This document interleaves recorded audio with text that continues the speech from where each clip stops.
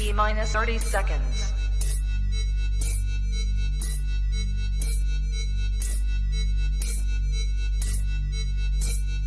T minus 20 seconds.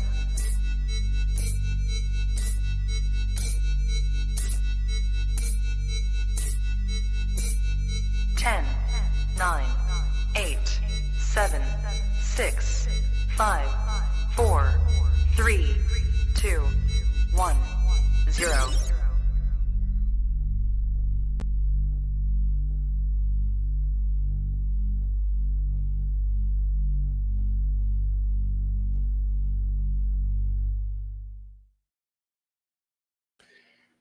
Coolest reptile network in the world. Welcome to episode 510. New breeder on the block every Monday here on the Trap Talk Reptile Network. BashCoder Reptiles in the building tonight. But what is good, man? I'm your boy MJ. Hope everyone's having a great start to their week. Beautiful Monday. Gotta love Mondays, man, especially for all you new breeders. But listen, if you're into the reptile hobby, if you want to learn more about the reptile hobby, get the back and ends and whatnot, this is a podcast to be subscribed to. Okay, so first and foremost, if you're into the ball python game, get the likes up right now.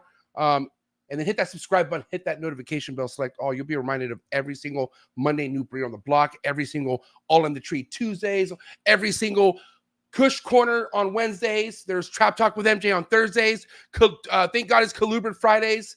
All Modern Talk Saturdays. Did you get what I'm saying? 6 days a week, all right? It is nonstop reptile content action out of the Trap Talk Reptile Network. Mind you, you can listen to Trap Talk Reptile Network on all the major audio platforms as well, all right? There's Buzzsprout, there's Apple, there's Google, Spotify, all right? So wherever you listen, thank you so much. Really means a lot, man. You guys are a huge motivation on why I go so hard in the podcasting game, because all the feedback and all the love.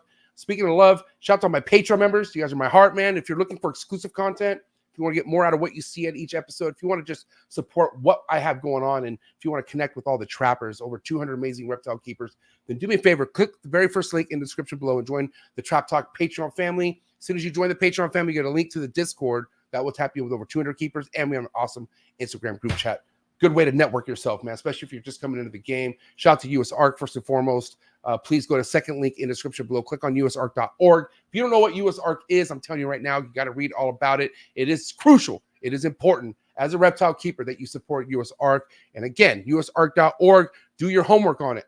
All right. Please get these numbers up. Shout out to Phil Goss. Shout out to Vanessa, Jeremy, anyone out there associated with US ARC. And of course, shout out to you if you are a US ARC member. Thank you so much. Really means a lot. A lot of people talk a big game. They're not what they, I'm just saying, any membership matters. So please, thank you. Shout out to US ARC. I also want to say I'm very thankful for tonight's sponsor, which is the Reptile Super Show, aka LA Pet Fair, happening this weekend. Holy crap. I cannot believe it's already time. Stressed, but I'm not. I mean, this is a fun time, but man, this is no joke. This is a big show. You got to come correct, all you vendors. And I know 400 plus vendors that are going to be here at this show are going to be bringing heat. I cannot wait. All right. I have an amazing lineup of guests I'm going to be sitting down with at the Super Show Saturday. So you can catch me at my trap booth. Okay. Then I'm there every single Reptile Super Show. You can catch the Trap Talk booth. And I'm going to be with some heavy hitters as well. It's going to be an awesome time. And again, it's the LA Pet Fair happening this weekend at the Pomona Fairgrounds. All right. Brought to you by the Reptile Super Show. There's going to be 3 buildings. All right. And an outdoor section for plants. This is going to be great, man. I hope you guys are ready. I'm super excited. Shout out to Rami, all right, for creating such an amazing event for all reptile, aquarium, bird lovers, plant lovers. This is it, man. This is like the Super Bowl right here. It doesn't get bigger than this. You know what I mean? Over 6 acres. Again, June 29th and 30th. Go to Reptile Super Show on Instagram, and also go to reptilesupershow.com. Get your tickets, read more information as far as locations, parking, and all that good stuff. So, Rami, you're the man. Nobody's doing it like you are, buddy. So good job. Shout out to Rami, and shout out to the entire Reptile Super Show family. Also, tonight's episode is brought to you by the Conduit Constrictor family. Shout out to Conduit family out there killing it in the reptile, in the ball python game. All right. A lot of heat coming out of this this brand, Conduit Constrictors. All right. Triple recessive combos that are just not to be slept on. If you head over to Conduit Constrictors on Instagram, you can see all his projects. And if you especially follow him on MORPH Market, you can see what he already has available, man. So shout out to this family again, Conduit Constrictors. Check out their link in the description below.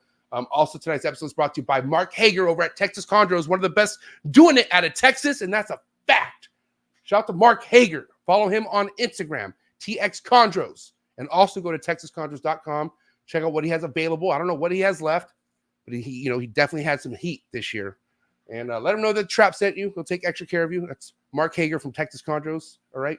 Thank you so much, Mark. Appreciate it. Keep killing it, buddy. And also, tonight's episode is brought to you by the Reptile Perch, #1 PVC perch company in the game. Shout out to David Brahms, also killing it in the Green Tree Python game as well. Has had 5 clutches this year. So just follow him on Instagram to stay on top of all his success with chondros and just even with this amazing brand, the Reptile Perch. If you're just now getting into the arboreal game, which we all know, this podcast is notorious for converting ball python people to chondros. All right. I've been talking to people, so I just know. So telling all you guys out there, if you're converting, like I know you are, make sure you get your purchase from David Brahms, the Reptile Perch. Let him know that MJ sent you. He'll take extra care of you. All right. Also, tonight's episode is brought to you by Blake Exotic Feeders, #1 quail in the game. No third party this, third party that. This is grown on his property. All right. You're getting the quail straight from the source and then go straight to your doorstep. If you head over to Blake Exotic Feeders on Instagram, let him know that I sent you, MJ from the Trap, and he will take care of you on so many different levels. Thank you so much, Blake. You've already taken care of a lot of my trappers. So many people tag you in all their stories, and I'm glad that you're blowing up. And guys, join on this quail train right now. Diversity is key when you feed any reptile. Come on, let's be real. And I got to tell you, even my ball pythons, they smack some quail.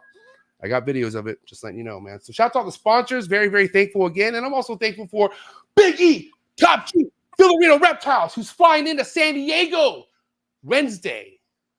Yes, sir. Let's go. I cannot believe it's already here, bro. We were talking about this all year. Nuts. Yeah, it's my first Trap Fest, so I'm excited. I'm excited. You're coming back to the West Coast. How's everything? You got everything in line? Everything, I know how travels can be. You know what I mean? Super like, fuck, I'm leaving the nest, but you got everything locked down, right? I know last time we spoke. Yeah, tomorrow night I'm gonna put the finishing touches on the rodents and the animals. The snakes are great, and hopefully I get a couple more clutches I'm waiting on before I leave. But it's not a big deal either way. So yeah, it's all good, man. How close are we? How close are we towards the end of your breeding season right now?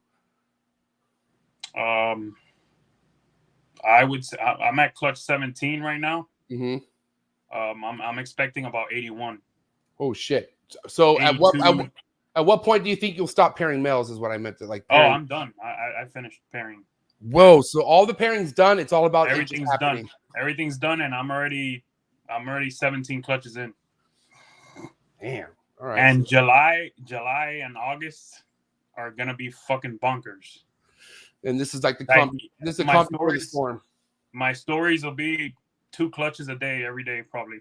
Or a clutch every day. Yeah, a lot of work. Listen, what a guest tonight. I'm looking forward to speaking to Craig. He's made quite the name for himself. And I told him during sound check, I'm like, bro, you came out of nowhere. Like I saw that he had good quality reels.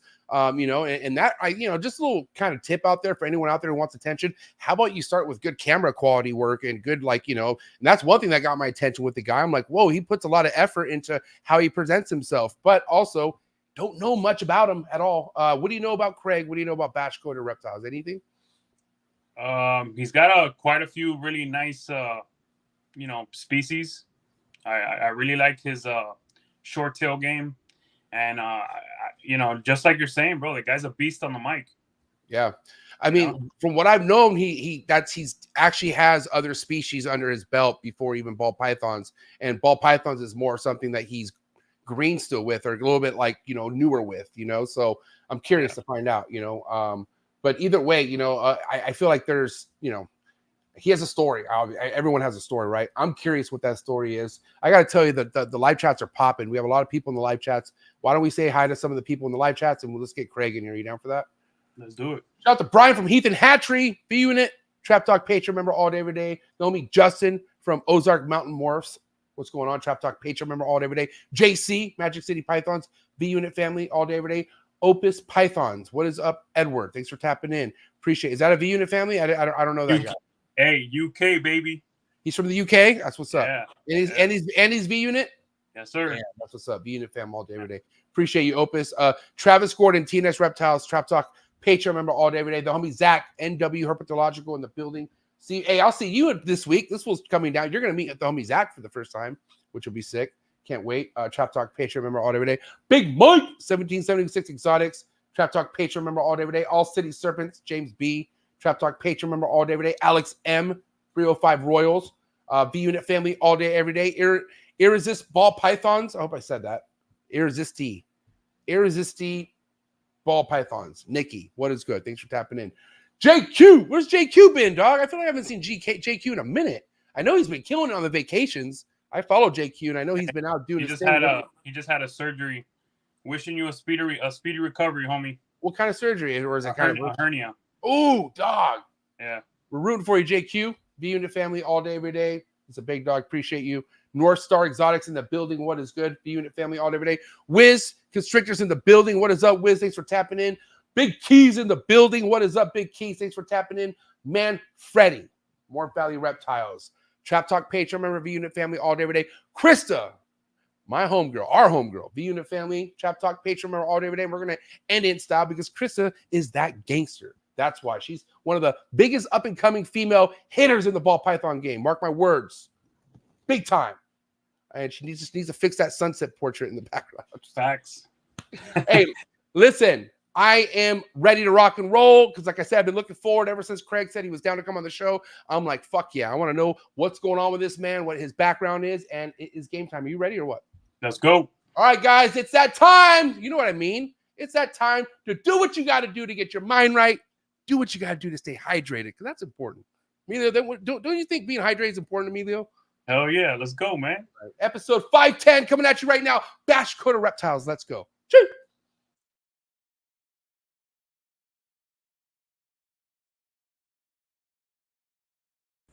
Good. You ready for do more in the future? Trap Talk podcasts? Yes. Man. Only Trap Talk. Exclusive. Yes. Exclusive. Oh. So stop calling us. Rub the spot, get the club to pop. When I come up with the crop, God love it or not. I'm hot from the hop to the rub the spot, get the club to pop. When I come up with the rub the spot, get the club to pop. When I come up with the rub the spot, get the club to pop. When I come up with the rub the spot, get the club to pop. When I come up with everybody, we do it. Everybody, we do it.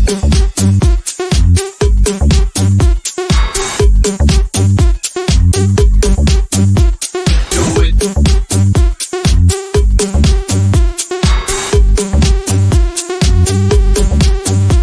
Do it.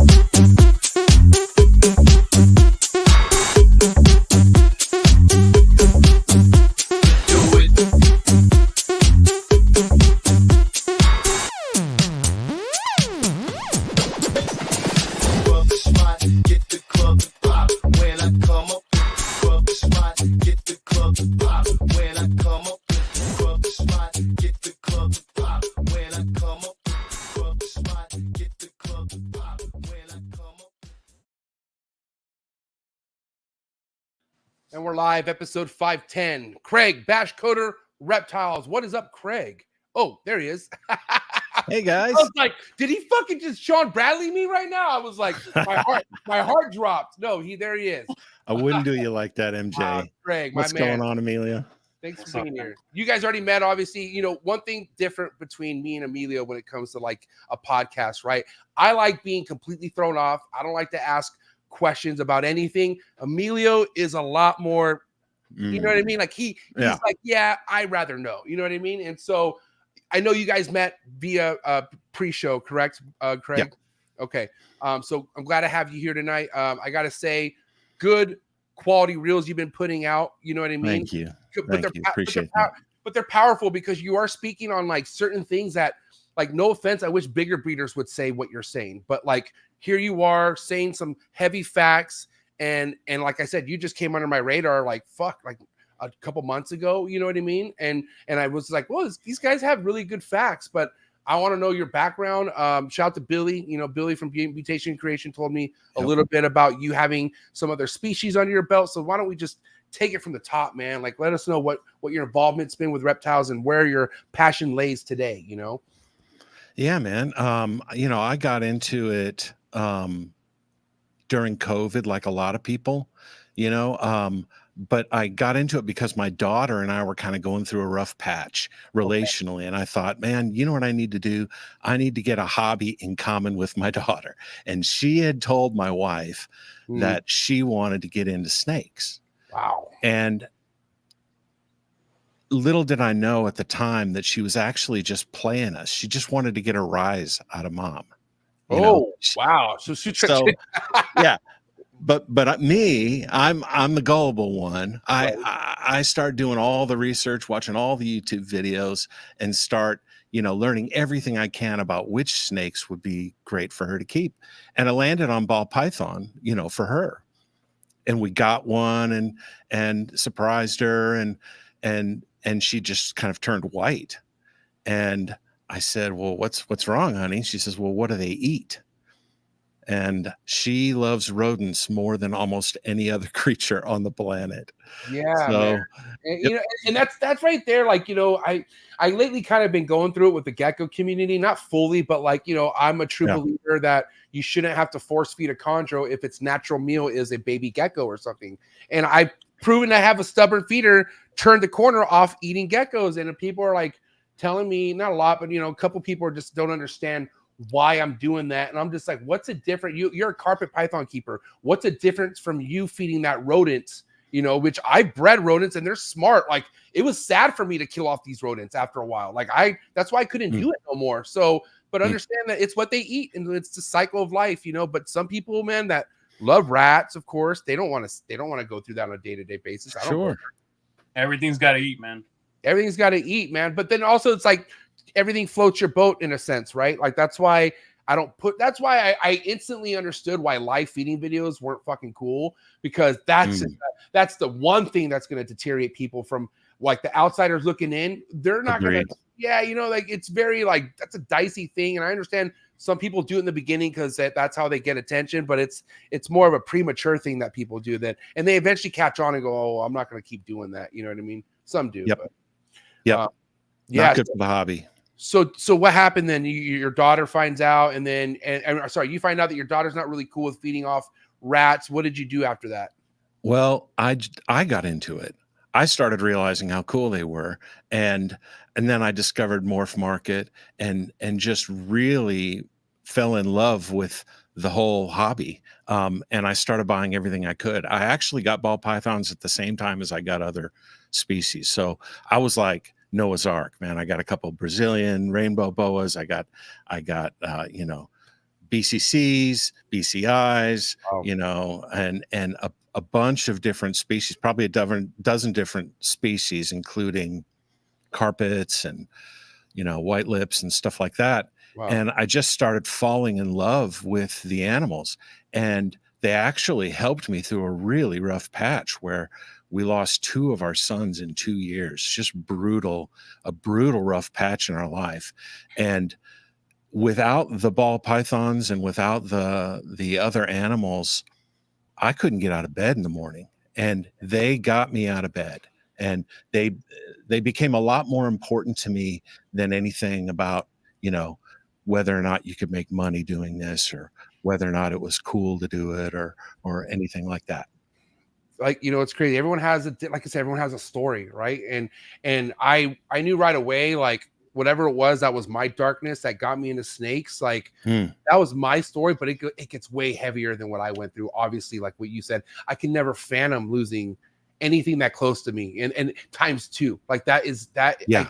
But one thing I can relate in a sense is like something that I would selfishly, like, you know, for instance, you didn't want to get out of bed, right? Because you just didn't know how to deal with it. For me, I had such an attachment with partying and drugs and stuff like that, where once I knew I had other responsibility that I loved, like the snakes, I knew you can't continue to party and be a piece of shit when you're not going to take care of these animals. Like you're going to make your life's even worse. And it was really that fork in the road. Like, are you going to just continue to be a piece of shit? Or now that you have snakes that you never thought you would have, need your attention, or you're gonna finally like figure it out. And I just figured it out. I knew the snakes and everything was my happy place, man. And I could work my ass off, a job that I hated, mind you, too, a 14-hour job that I was miserable. I would wake up almost in tears that I had to go do this job. But what I had to look forward to was coming home to my snakes, you know, and spending 3 hours at least with them and having that moment and pictures and stories. So I totally get it. Like, people don't understand who aren't really in this game how therapeutic snakes in general are. You know what I mean? Oh yeah. It's a lifesaver, bro. As you know, it's a lifesaver. Totally is. You can't be hyper and stressed out and hold a snake at the same time. I fully believe, you know, you just kind of go to their, yeah, you shouldn't. But even if you are, as soon as you hold it, you kind of go into their cold-blooded, slow way of being, you know? Yeah. And, you know, mind you, which we could get to right now, I feel like you can't really, like, you know, you could get someone to maybe respect or hold a snake, but is the passion really there for an animal, right? And you gotta admit, not everyone loves animals the same. Like, there's people who, there's fish people, there's fucking bird people, there's reptile people, right? But some people look at animals differently. Like, you have dog people who love dogs, but they don't want to look at a snake ever. And they love their dogs. And it goes like that for everything else, right? But you know, it's hard to like tell or convince someone that, like, man, you might not love this as much as you should love this if you're already thinking about leaving a hobby at this point or something like that, you know? And that's where I kind of shut down, because if I feel like this person isn't taking the time to figure out the snake that they're into or whatever, man, like, what are you doing this for? And a lot of that came with the COVID wave. Like, it was like a reel that they saw and they just thought, okay, you know what I mean? Or for instance, even like how you got into it, your daughter got you into it, but you went over the edge and focused on it. Like, you zoned in on it. You started meeting people and you went the full 9 yards, which you have to do. You have to, you can't do this alone, first and foremost. You know what I mean? Absolutely. Absolutely. I definitely think that a lot of the reason people are leaving the hobby is because they did try to go it alone and they never got, you know, good experienced breeders around them giving them advice. And, you know, no one wants to be the one sometimes to say you're doing it wrong, but sometimes there is a wrong way to do some of this stuff, you know, and we really need people around us in community. It really needs to be done in community, for sure. Fellas, we could all agree that ego would be your biggest killer in anything, right? Like, ego will fucking, if you don't have something that keeps you in check, the ego, and you have an ego problem, this ain't gonna work for you, right? And I gotta tell you, ball pythons are so easy that it builds big egos in people's heads sometimes, where they're like, well, I bought the snakes, I even bred them, who the fuck do I need? I don't need to go put my name out there. I'll just post it on MORPH Market. And, you know, Craig, I feel like that's why you put so much attention to detail to what your content is saying, because you want to grasp people's attention, you want to build a following, because you're hoping at some point you'll have some good productions available for the people out there who've been following you, who want to come into projects that you've been so passionate about, right? Like, isn't that the game plan? That's how I got into doing reels. Quite honestly, it was because everybody told me I needed to do reels. But I didn't really find my lane until I got kind of upset about people getting hurt financially in trying to do it as a business, and some of them were given bad advice and some of them made bad choices, but that really started to bother me, you know, that there was a population of people who were getting out because they were sold a bill of goods getting in, or that they did it, they were lone rangers and didn't get enough good advice, you know. And so I made a ton of mistakes starting out. You know, I bought all the animals that we don't need to see more of on MORPH Market. Now, when I say this, don't hear me say I don't love and respect every single animal, right? I hate how we treat some animals worse than others because they have the wrong morph, right? Yeah. But if you want to be a kind of thriving breeder that people look to produce the kind of things that they aspire to, there's some stuff you shouldn't be doing. And I was doing all the stuff a lot of people do when they first get in. I was doing all the stuff you probably shouldn't be doing, you know, like I was buying pastels and normals and, you know, and so it really took Billy's Patreon really helped get me on the right track. And every time I learn something that I didn't know, that I'm just, why did I let that happen? Why did I do that? I feel like I need to tell someone. And I'm sort of like the guy who, when he sees a speed trap, when he drives forward, he's flashing his brights at everybody. Yeah. That's kind of who I am. I feel like it's a wasted lesson if only I learned it. And so that has become the motivator for me. At what point were you like, what year did you join Billy's Patreon, if you don't mind me asking? I want to say 22. Okay, so it's been over 2 years now. Yeah. Now, as somebody who's been a part of a Patreon, right, which I feel like is one of the most valuable things, especially something like Really Billy, right? Because Billy has so many people, and he's had people who's done it. But mind you, even though Billy has so many people, not everyone does it the way Billy tells you. Like there's not everyone who listens good. You know that, right? Yep. And so that's why you have to be like, even though even within my own Patreon family, right? Like, you got to take all advice with a grain of salt, right? Because That's right. first and foremost, like, no one's perfect. And Emilio always talks about it too. Like, the reason why he's so like dialed in is because, you don't want to continue to make mistakes, especially when you're 10 years into the game. There are just certain mistakes you shouldn't be making, like like a miss ID or something like that. Like, there's just certain things like you just can't get away with. Like, look what Justin went through for versus a fucking edited video, which mind you, like, I'm glad it worked out, but he should get fucking hammered if there's an edited video coming from the #1 guy in the game. Like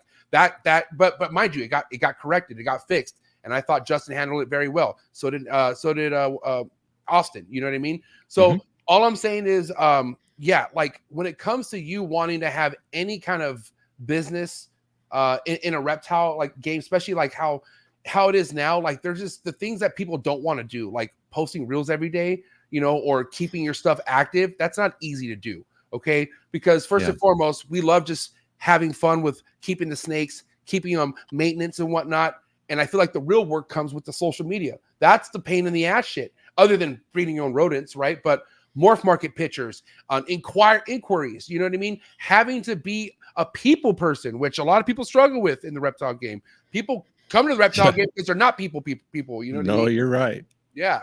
But like, my thing is, you have a lot of, I feel like, good solid points when it comes to market talk. And I just want to know your background, like, first and foremost, with the reptile market, like, because it seems like you have a lot of good information, but where did you learn a lot of this stuff? And was it just throughout the last few years of you coming in? And did you officially come in 2020? Was that like your first time getting snakes? And I didn't ask. Yeah. Okay. So 2020. Okay. Yeah, that's right. So go ahead. Yeah. So I have a background in business. I first had a career in the music industry, and then I started an internet company. So I sold that to a retailer. So I became a retailer, which is where I learned a lot about marketing and stuff like that, and how to treat a customer and stuff. And so then where I built a lot of my opinions was just from buying. Like, you buy a lot of reptiles in a short period of time, you learn a lot of bad practices and best practices. Yeah.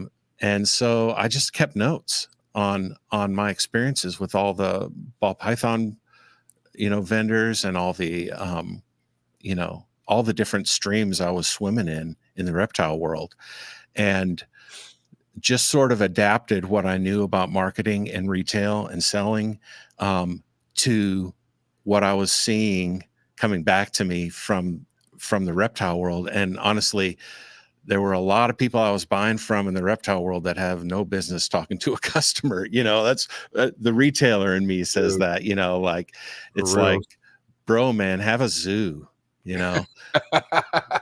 don't have your animals and all that, but don't talk to people, but so that's where I get the background. Yeah. So Emilio, I want you to kind of speak on this, because you and I've kind of listened to the reels that Craig has put out. What are your thoughts on some of the business advices and market advices that Craig's been giving out so far? Especially because he kind of came on your radar too out of nowhere, right? And you have 10+ years in the game. How many years? Remind me the official 18 years? 18, yeah. Fuck, that's crazy. Wow. So anyways, what do you have to say on the matter, Emilio? Well, I've seen all this happen year in and year out. COVID just made it, COVID put nitro and, Yep. on the car, you know what I mean? On the road. What I will tell Craig is that I try my best to lead people the right way. They listen sometimes. Sometimes they'll listen, sometimes they don't, right? A lot of times they're looking for the best deal they can, and that's where they kind of fall into that trap, right? When it comes to them buying in bunches, I tell everyone in my V unit and in the trap, we both do. We try to slow them down and to put the brakes. And guess what? I'm a breeder that sells a ton of snakes. But my people, I'm not gonna freaking push them to keep buying 10 snakes, 20, 30 snakes in a 4-month period. There's a lot of breeders out there that are not putting the brakes on people. Good point. Selling terrible incomplete dominance because they have a great a het or a great single copy of a recessive. Bro, there's people out there that call big breeders friends that sold them freaking the worst incomplete dominance with a het monsoon next to it. That's a guys. Tell me, that's your friend? Dude, honestly, guys, you need to take note of this. If you have been buying snakes from somebody for X amount of times, right, and you feel like a lot of things you thought were right were wrong, I guarantee that person knew they were wrong. He just didn't fucking tell you. And that's something to really pay attention to, is like almost somebody can make an excuse like, I knew you were wrong, but I just didn't want to tell you. Well, dude, you want to hang around with people who will tell you. Like, that's the thing. Like, you want brutal honesty, because guess what? You either find out from a friend who really cares, and that word friend you should label very easily too. You know what I mean? Because like you said, money makes everything comfortable. Like if you're paying the guy and the guy gives you what you want, oh, we're family now. No, not idiot. That's not family. Okay. That's a good start to something that it could lead to. But I think like a lot of misleading things or podcasts, like all the reptile podcasts, they bring people on. Everyone looks like they're best friends. Okay. But really, let's be real. Like, this is not that if shit hit the fan, if somebody needed something, who's really going to be there when you call them, right? That's what you need to understand. And that's something, when you find real people like that, it just doesn't happen so soon. It takes time. You know what I mean? You being a part of Billy Patreon for 2+ years, there's a reason why you probably stuck around. You felt like you felt like you're getting taken care of, and you feel like you're in a good place. You know what I mean? That's investing into something. That's why I always feel like it's the smartest thing to do to join a Patreon or join the V Unit fam, like some sort of guidance where you're not necessarily getting one-on-one coaching, but you get to see how everyone thinks. You know what I mean? Because at the end of the day, all this is people do something their way. You got to find out what your way is. You know what I mean? And speaking of 100%. Speaking of your way stuff, I want to know the first projects that kind of motivated you. Like, what were some of the big projects that you initially invested in, and are they still around today, or did you pivot? Like, let's kind of talk about the stuff that you're standing tall on when it comes to ball pythons. Oh yeah. Before I answer that though, Emilio reminded me of something that, the thing that I really is bugging me lately that people are doing is selling breeding groups. Oh yeah. It's a way to sell a double het male and nothing more than and you're buying the male early. Everything's wrong about it. Unless the females are bigger, anyway. So it's another way where, I think pieball. Yeah. Guess what? They won't sell you the females without the male. I know. And it's because they don't need the male. Well, it's not my problem that you don't need the male. But, so, MJ, I think Pied really did it for me at the beginning. I mean, there was just nothing cooler for me, and still, you just gotta love, an OD yellow belly Pied. It's just, relax, dude, relax. Okay, he's already saying it. I'm just kidding. he legit made a shirt out of it. Just so you know, he put Pied as king on his shirt. I get it. I see this. I love it, and that was one of the first motivators for me. I just thought it was magic, it still just really gets me. Another thing that really got me is super asphalt. I mean, asphalt, as Billy would say, asphalt. Asphalt, yeah. I say it differently all the time, but man, you see a super asphalt and it's like, oh my God. So those were a few. Ultramel is another one. Our buddy Marshall, I'm friends with Marshall Dude, Mendez. okay, I just found out, right? Because Marshall, dude, you rarely see this guy pop up. No offense, he's already committed to once a week to my show, so I don't ever bust his balls for not doing the live chats. But he's in the live chats tonight, and I'm like, I see him. and then I check my messages, and he's like, MJ, how do I share tonight's guest? And I'm like, well, how do you know tonight's guest? I just didn't even. So, dude, yeah, super mad props for having Marshall Mendez say that you're a cool guy, because Marshall is fucking he's a stickler sometimes, you know what I mean? And so he's great. And I have some of his animals over here in the Ultramel Krypton Hypo project, and I just love that project. And so he really blazed the trail for me on that. Oh, Leviathan, I'm repping, dude. Leviathan tonight. I'm on their Patreon as well. I've been on their bumper for a shirt, and they know I'm trying to rock that. But you know,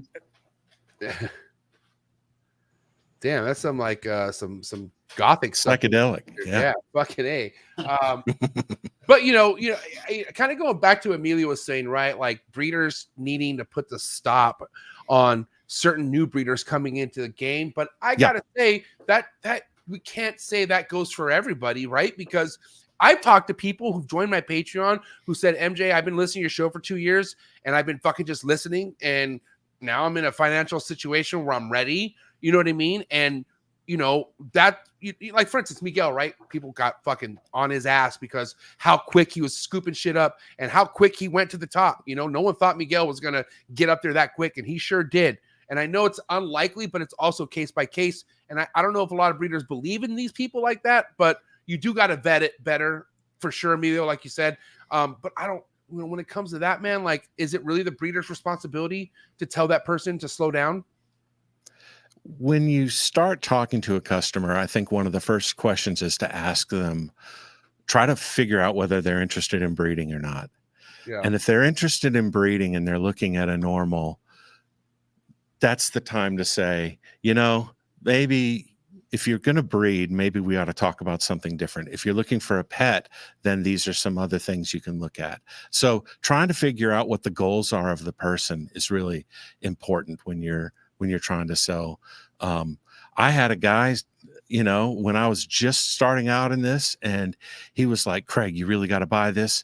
I really, this is adult breeder female. She gives 15 eggs every time, and you gotta have her. There's no way you lose money. And I'm like, well, this guy I trust, and he's telling me I need to have this animal, and I got it. And it was a browned out pastel, you know, and I still have that animal, and it's like, and I've never bred her, you know, and I think it is on the breeder to try to place the person in the right animal, if that makes sense. Yeah, you know, I mean, what do you say to that, Emilio? Like, let's say that as long as the breeder's finding the right animal for the customer. What I'm going to tell you is, I'm in both sides of the industry, the market. I'm on the investment, the mid to high investment side, and the pet side. The pet people, they want to buy a pet, and you can't get into a conversation with them about if they're going to breed or whatnot, unless you're in person, maybe. But over the internet, I think that's going to turn into a long conversation, and you might even lose a sale. So I kind of disagree with you there. You could kind of feel and go into a morph market conversation with someone, and you could kind of go look at who you're talking to, what they've purchased, what type of footprint they have in the industry overall. And then you could start a conversation about where they're going to go, right? But like a pet person on morph market, I wouldn't do that. Got it. But, I feel like it's very easy to, you know, when we were talking about not sharing information, not being transparent. Yeah.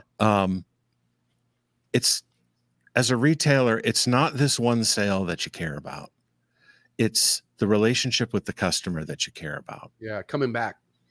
It's coming back. It's being a part of their journey. It's being, the more we can invest and be helpful to people, it doesn't just help your business, it helps everybody, and it helps them succeed. We're going to be nowhere if these people wash out in 2 years by our snakes. Yeah, right. There's no point. What's the point? I agree. That's why we have the Patreons too. That's right, for sure. That our mission, you know, myself and MJ, and I've been saying it on the podcast for a year. I want my people to be here 5 years, you know, in 5 years.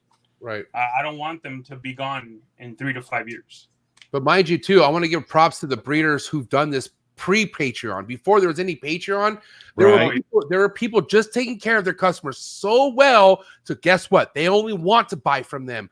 And that's why Justin's where Justin's at. And people like Mark Bailey and other fucking Aussie, you know what I mean? Like people who just won't, like, they won't stand for anything but high quality to give to their customers. And that's important to them because we always said, man, you buy cool shit, you breed cool shit, you sell cool shit. It's that simple. You don't have to fuck anybody over. You don't. And this game is so like good to you where it's almost like you got to be a real shithead to do people wrong in this because how much you get hooked up as it is. You know what I'm saying? And that's one thing that's changed me as a person is being so less selfish. Like I'm a selfish person. I will admit it. I grew up being very me. I don't give a fuck. But once I got taken care of the way I got taken care of in this game and how these animals make me feel, it just brought this, I got this zen over me now. You know what I mean? Still working on it, but I'm just saying like, guys, healthy, well-fed, beautiful animals. That's number one. Number two for me comes, you know, after that, if they want investment, you know, information, they have questions, bro, I'm here. I get text messages all day. They don't have to be in the Patreon. Before the V-Unit subscription, man, I had 150 customers that, you know, they come back. So I'm with you guys fully. But not everyone's in it to breed. You're right. No, not everyone's in it to breed. So, and not everyone should be, honestly. It's a, you know, there were three big, you mentioned it about the, you know, what an accelerant COVID was. The two other big accelerants were MORPH market, you know, versus king snake and fauna. You know, MORPH market was a major accelerant and COVID was an accelerant. And then, you know, so is shed testing. Shed testing is making things happen faster and faster than it ever has before. We're no longer having to wait 2 years to prove something out, for example. So yeah, thank you, Nikki. Yeah, we're moving as fast as ever. We're moving as fast as ever. Yeah, which only increases the excitement of what we're doing first and foremost, right? Because we're speeding up the process here. It's almost finding cheat codes in a way. By the way, I have to ask you before I forget, what does BashCoder mean? Can you I feel like that's a phrase from the 90s or something, like an arcade game or something, but what does BashCoder mean, if you don't mind? No, there's actually I program in Linux, which is a kind of Unix, and there's a program called Bash that you can program in, and I'm literally a Bash coder. But it means a lot of things to me. I've been a ham radio operator all my life, and I sort of bash out Morse code, and you know, I just kind of use it for everything. When I did music, I did music. What's your last name, Craig? Hansen. Thank you for not doing Craig Hansen's Reptiles. I appreciate it. Right. I appreciate it just because like there's so many like you know, everything starts at a certain point, but now like I feel like a name should have a meaning behind it. You know what I mean?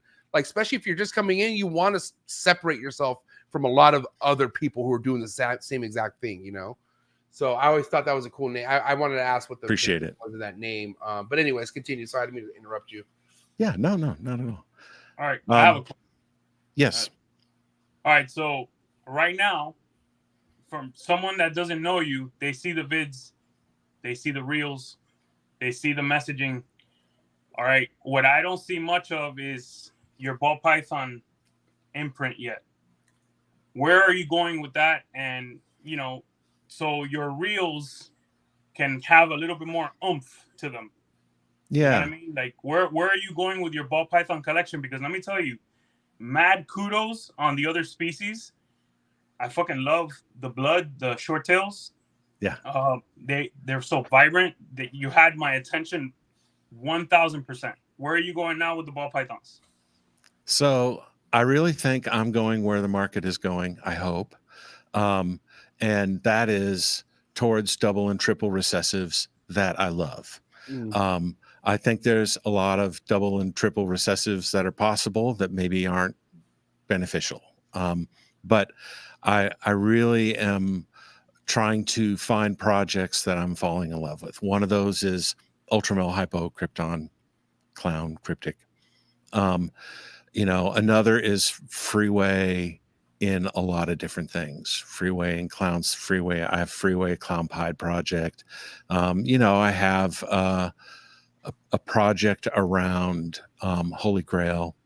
And so I have today was the first time I actually showed a snake in one of those reels, and people really liked it. So I'm going to do a lot more of that with the ball pythons so people can kind of get a sense of where I'm heading with the ball python stuff. Out of my total collection, I have probably about 90, 100 ball pythons and about 40 animals and other species. Nice. How many out of the 100 ball pythons are ready to breed females and males and whatnot? I've got probably 20 I could breed this year, but I'll probably only breed about a dozen of them in terms of females. And then next year I'll probably have 40 clutches.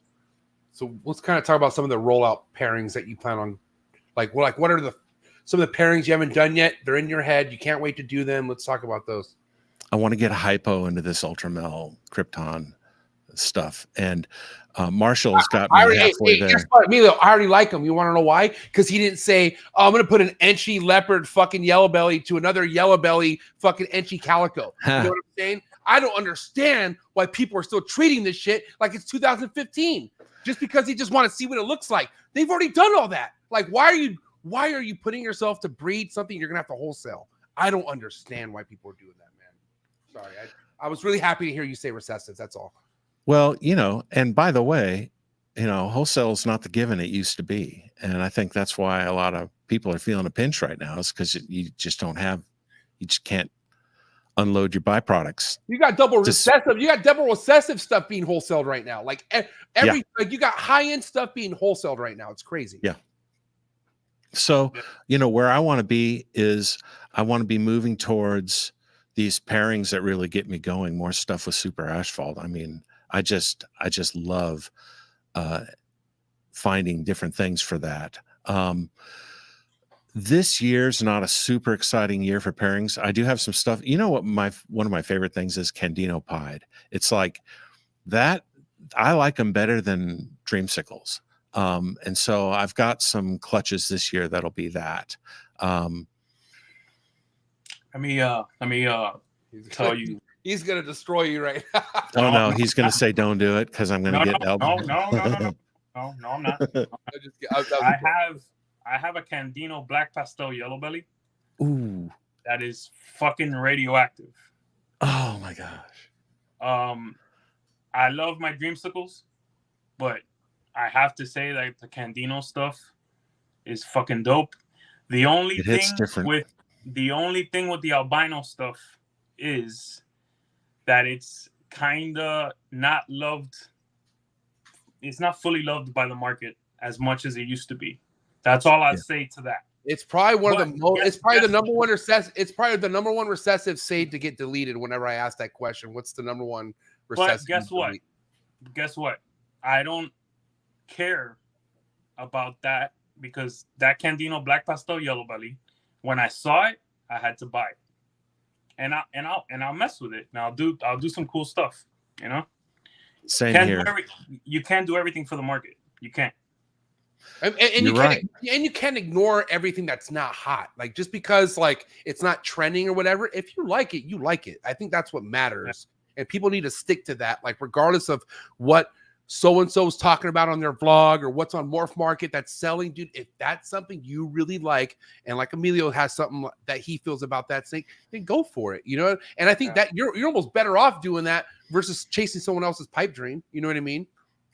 Agreed. I honestly think that eventually we're going to get to a place here in a few years where codoms are going to be the most important thing again. And Whoa. where you talk to some of the old school folks, and they only got into recessives because they couldn't afford the codoms, and all the recessives were the cheap ones.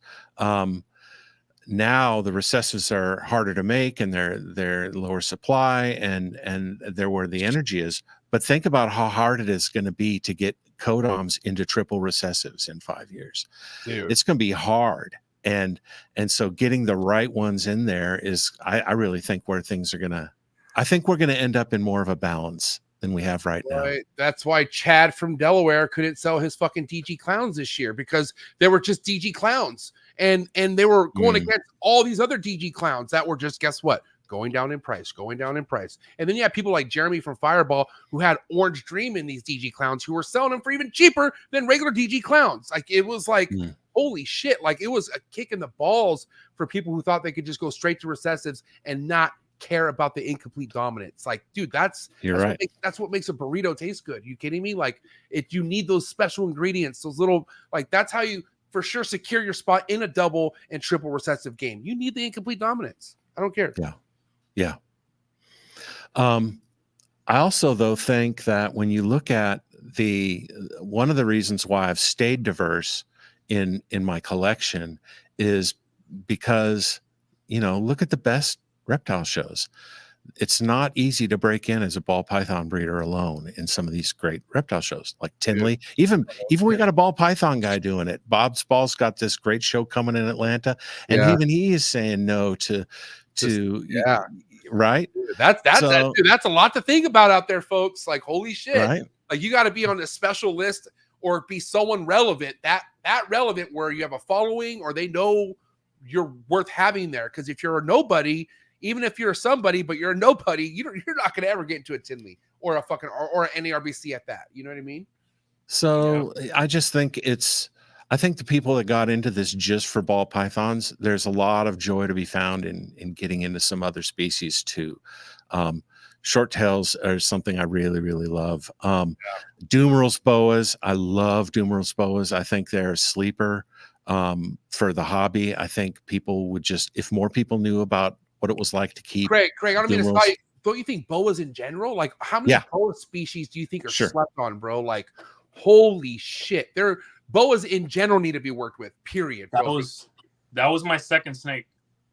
Well, because it is for a lot of people. You gotta understand, like, boa. I had a Dumeral boa for 2 years. Yeah, the boas were, if it wasn't a ball python that people kept in an early time, it was a boa constrictor. Those were the two big snakes I would feel like had a huge impact on the pet trade and whatnot in America. And I think there's just a lot of untapped potential for people who actually love the animals and who are really want to go broader than just the easy stuff, I'll say this to piggyback on something you said, Craig, and I gotta say it: those that got in just for the money and went balls to the wall, they aren't gonna make it, bro. This is a lifestyle. This is a lifestyle and a love. Something you said earlier about it being therapeutic. There's nothing that makes me happier than when I'm feeding and I'm cleaning my animals and I'm seeing progression from all my animals. That's why sometimes it's hard for me to understand how someone can raise a female for 3, 4, 5 years and just sell her so easily. I put so much love and passion into getting that girl up and growing her up to size.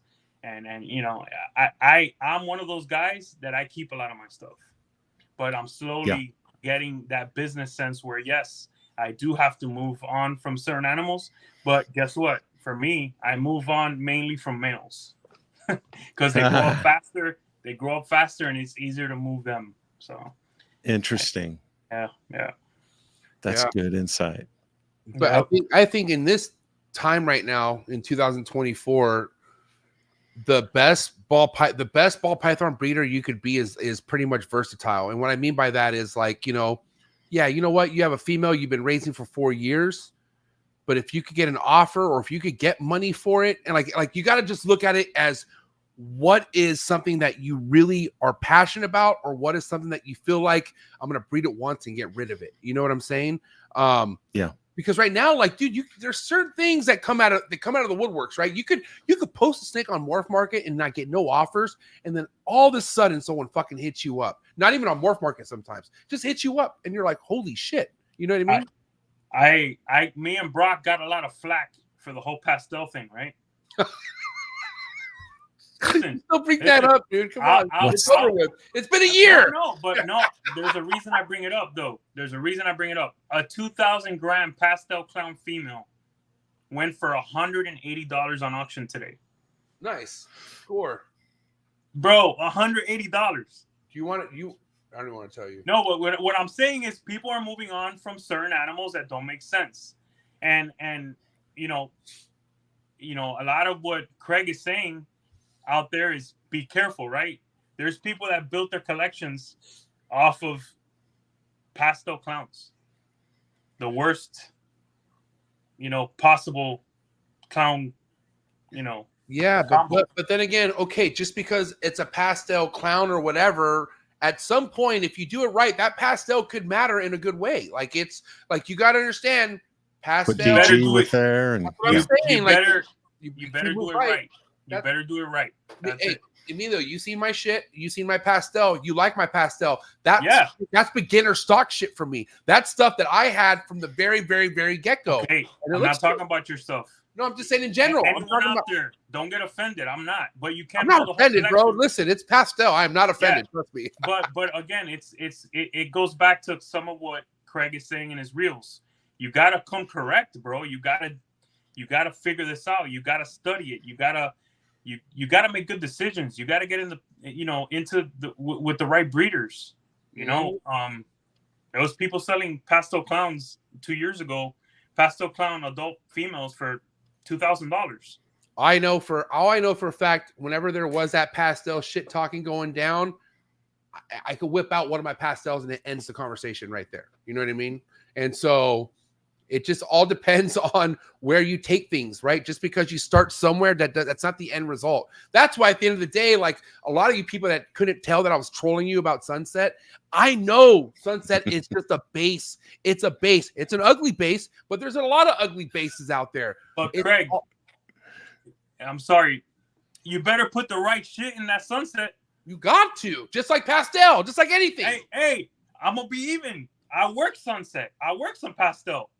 You better put the right shit in that Sunset, guys. Oh my God. That's Let's hear what Craig has to say about Sunset. Yeah, for real. Craig, what do you have to say about Sunset, Craig? I think it is that. I think it's a base. I've seen Sunset stuff that I love. I want to see like stuff like Cypress in it. I want to see like really what people do with it.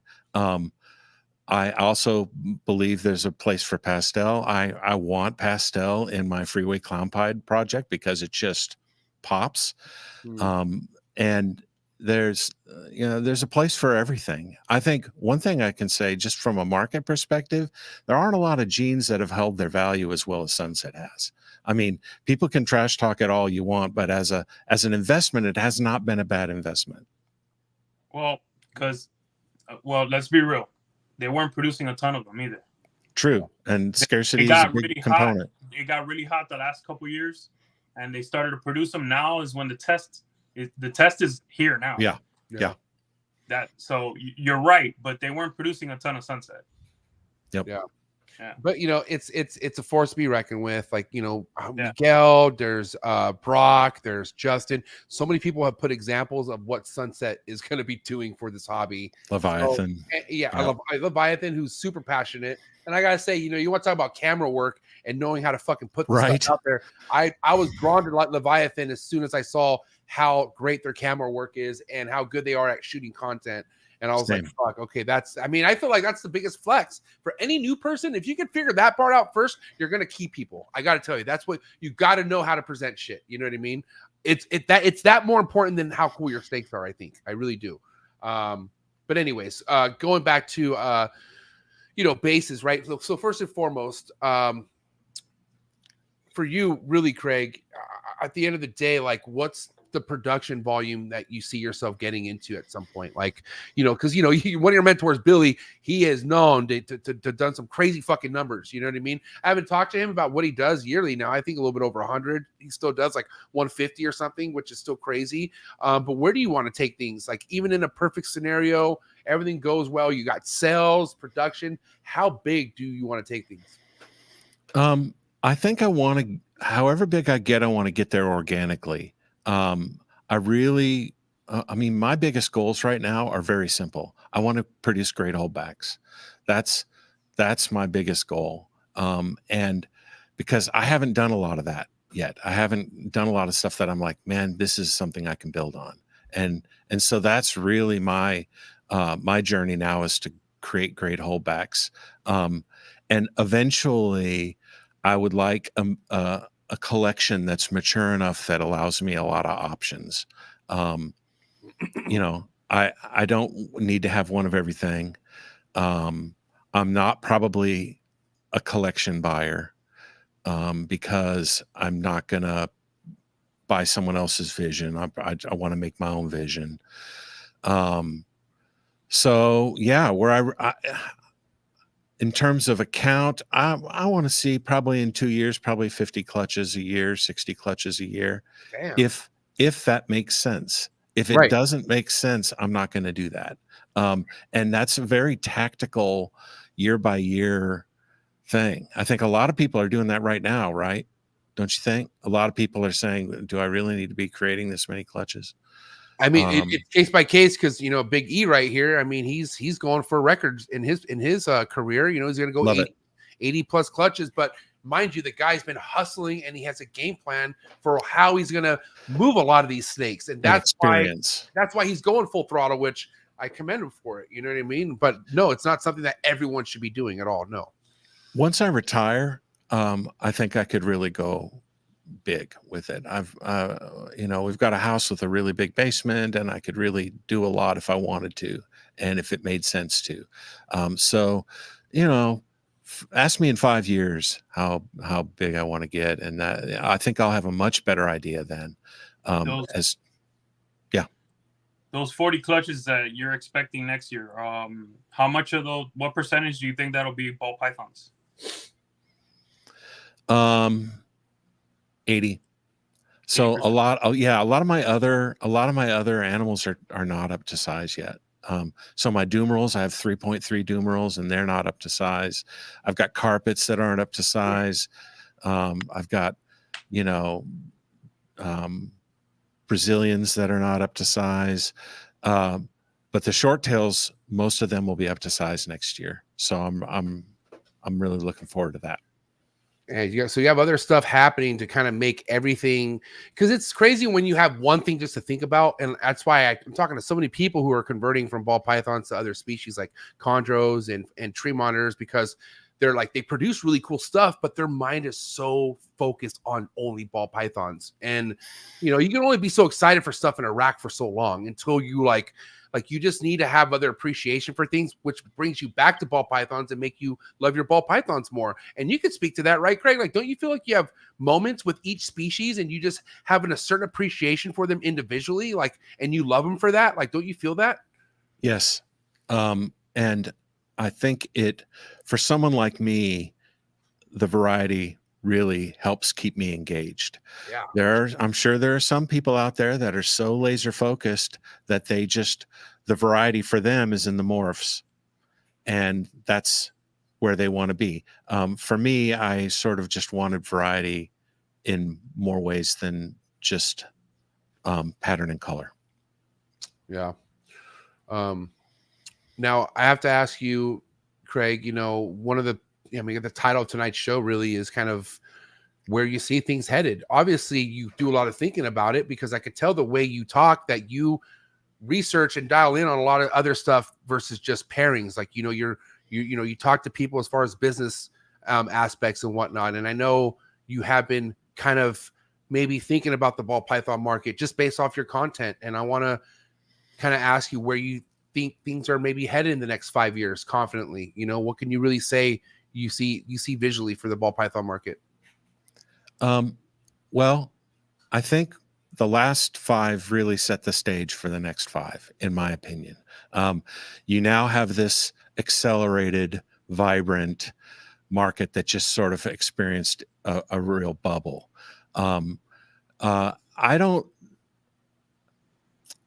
Any given combo loses value over time, right? Part of the difficult thing about this whole thing as a business is you can't buy low, sell high with ball pythons. You know, you buy, and then the value of that combo goes down until you can build value with different combos, and you can reproduce the animals and make more than you made originally, just the financials of it, right?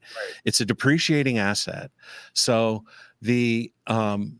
what I see though is that the interesting thing to watch in the business is the rate of decline of value. So I think what we've had recently is a big explosion of a lot of people in the game making a lot of clutches, and where the demand got a little ahead of the supply. I don't think consumers have lost interest in ball pythons. I don't think pet owners, I don't think even new breeders have lost interest in ball pythons. I think there's a class of breeder that has lost interest in ball pythons. Yeah. But there's a rate of decline. So the economics of things, the supply, demand, the economy, that affects the rate of decline, not whether it's going to decline, right? And so what I'm projecting for my business is that if you look at the average price of a ball python, I believe over the next 5 years, it's probably going to increase by 15 to 20% a year. That's what I'm projecting for my 5-year plan. Now, I used to write 5-year plans for big companies, and I'm not suggesting that this is the way any of y'all should.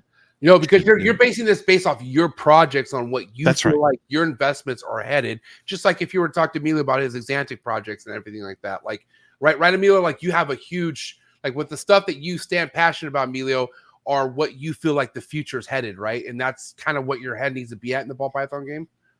Yeah, but it's also for me. Right. I'm expecting Yes, price dude. depreciation for everything. Yeah, No matter Exactly. what. that's it. That's Bro. No matter what. That's a great answer. And if you don't build it into your Yeah, plans, But that said, when you say it's a depreciating asset, yes, it is, but it really isn't, because it's reproducing itself. And if you could sell it, exactly. it's not depreciating. Yeah, That's right. The individual combo is depreciating, but you can build value in your collection through holdbacks. And so not everything should be for sale. Most of what we produce ought to be for holdbacks.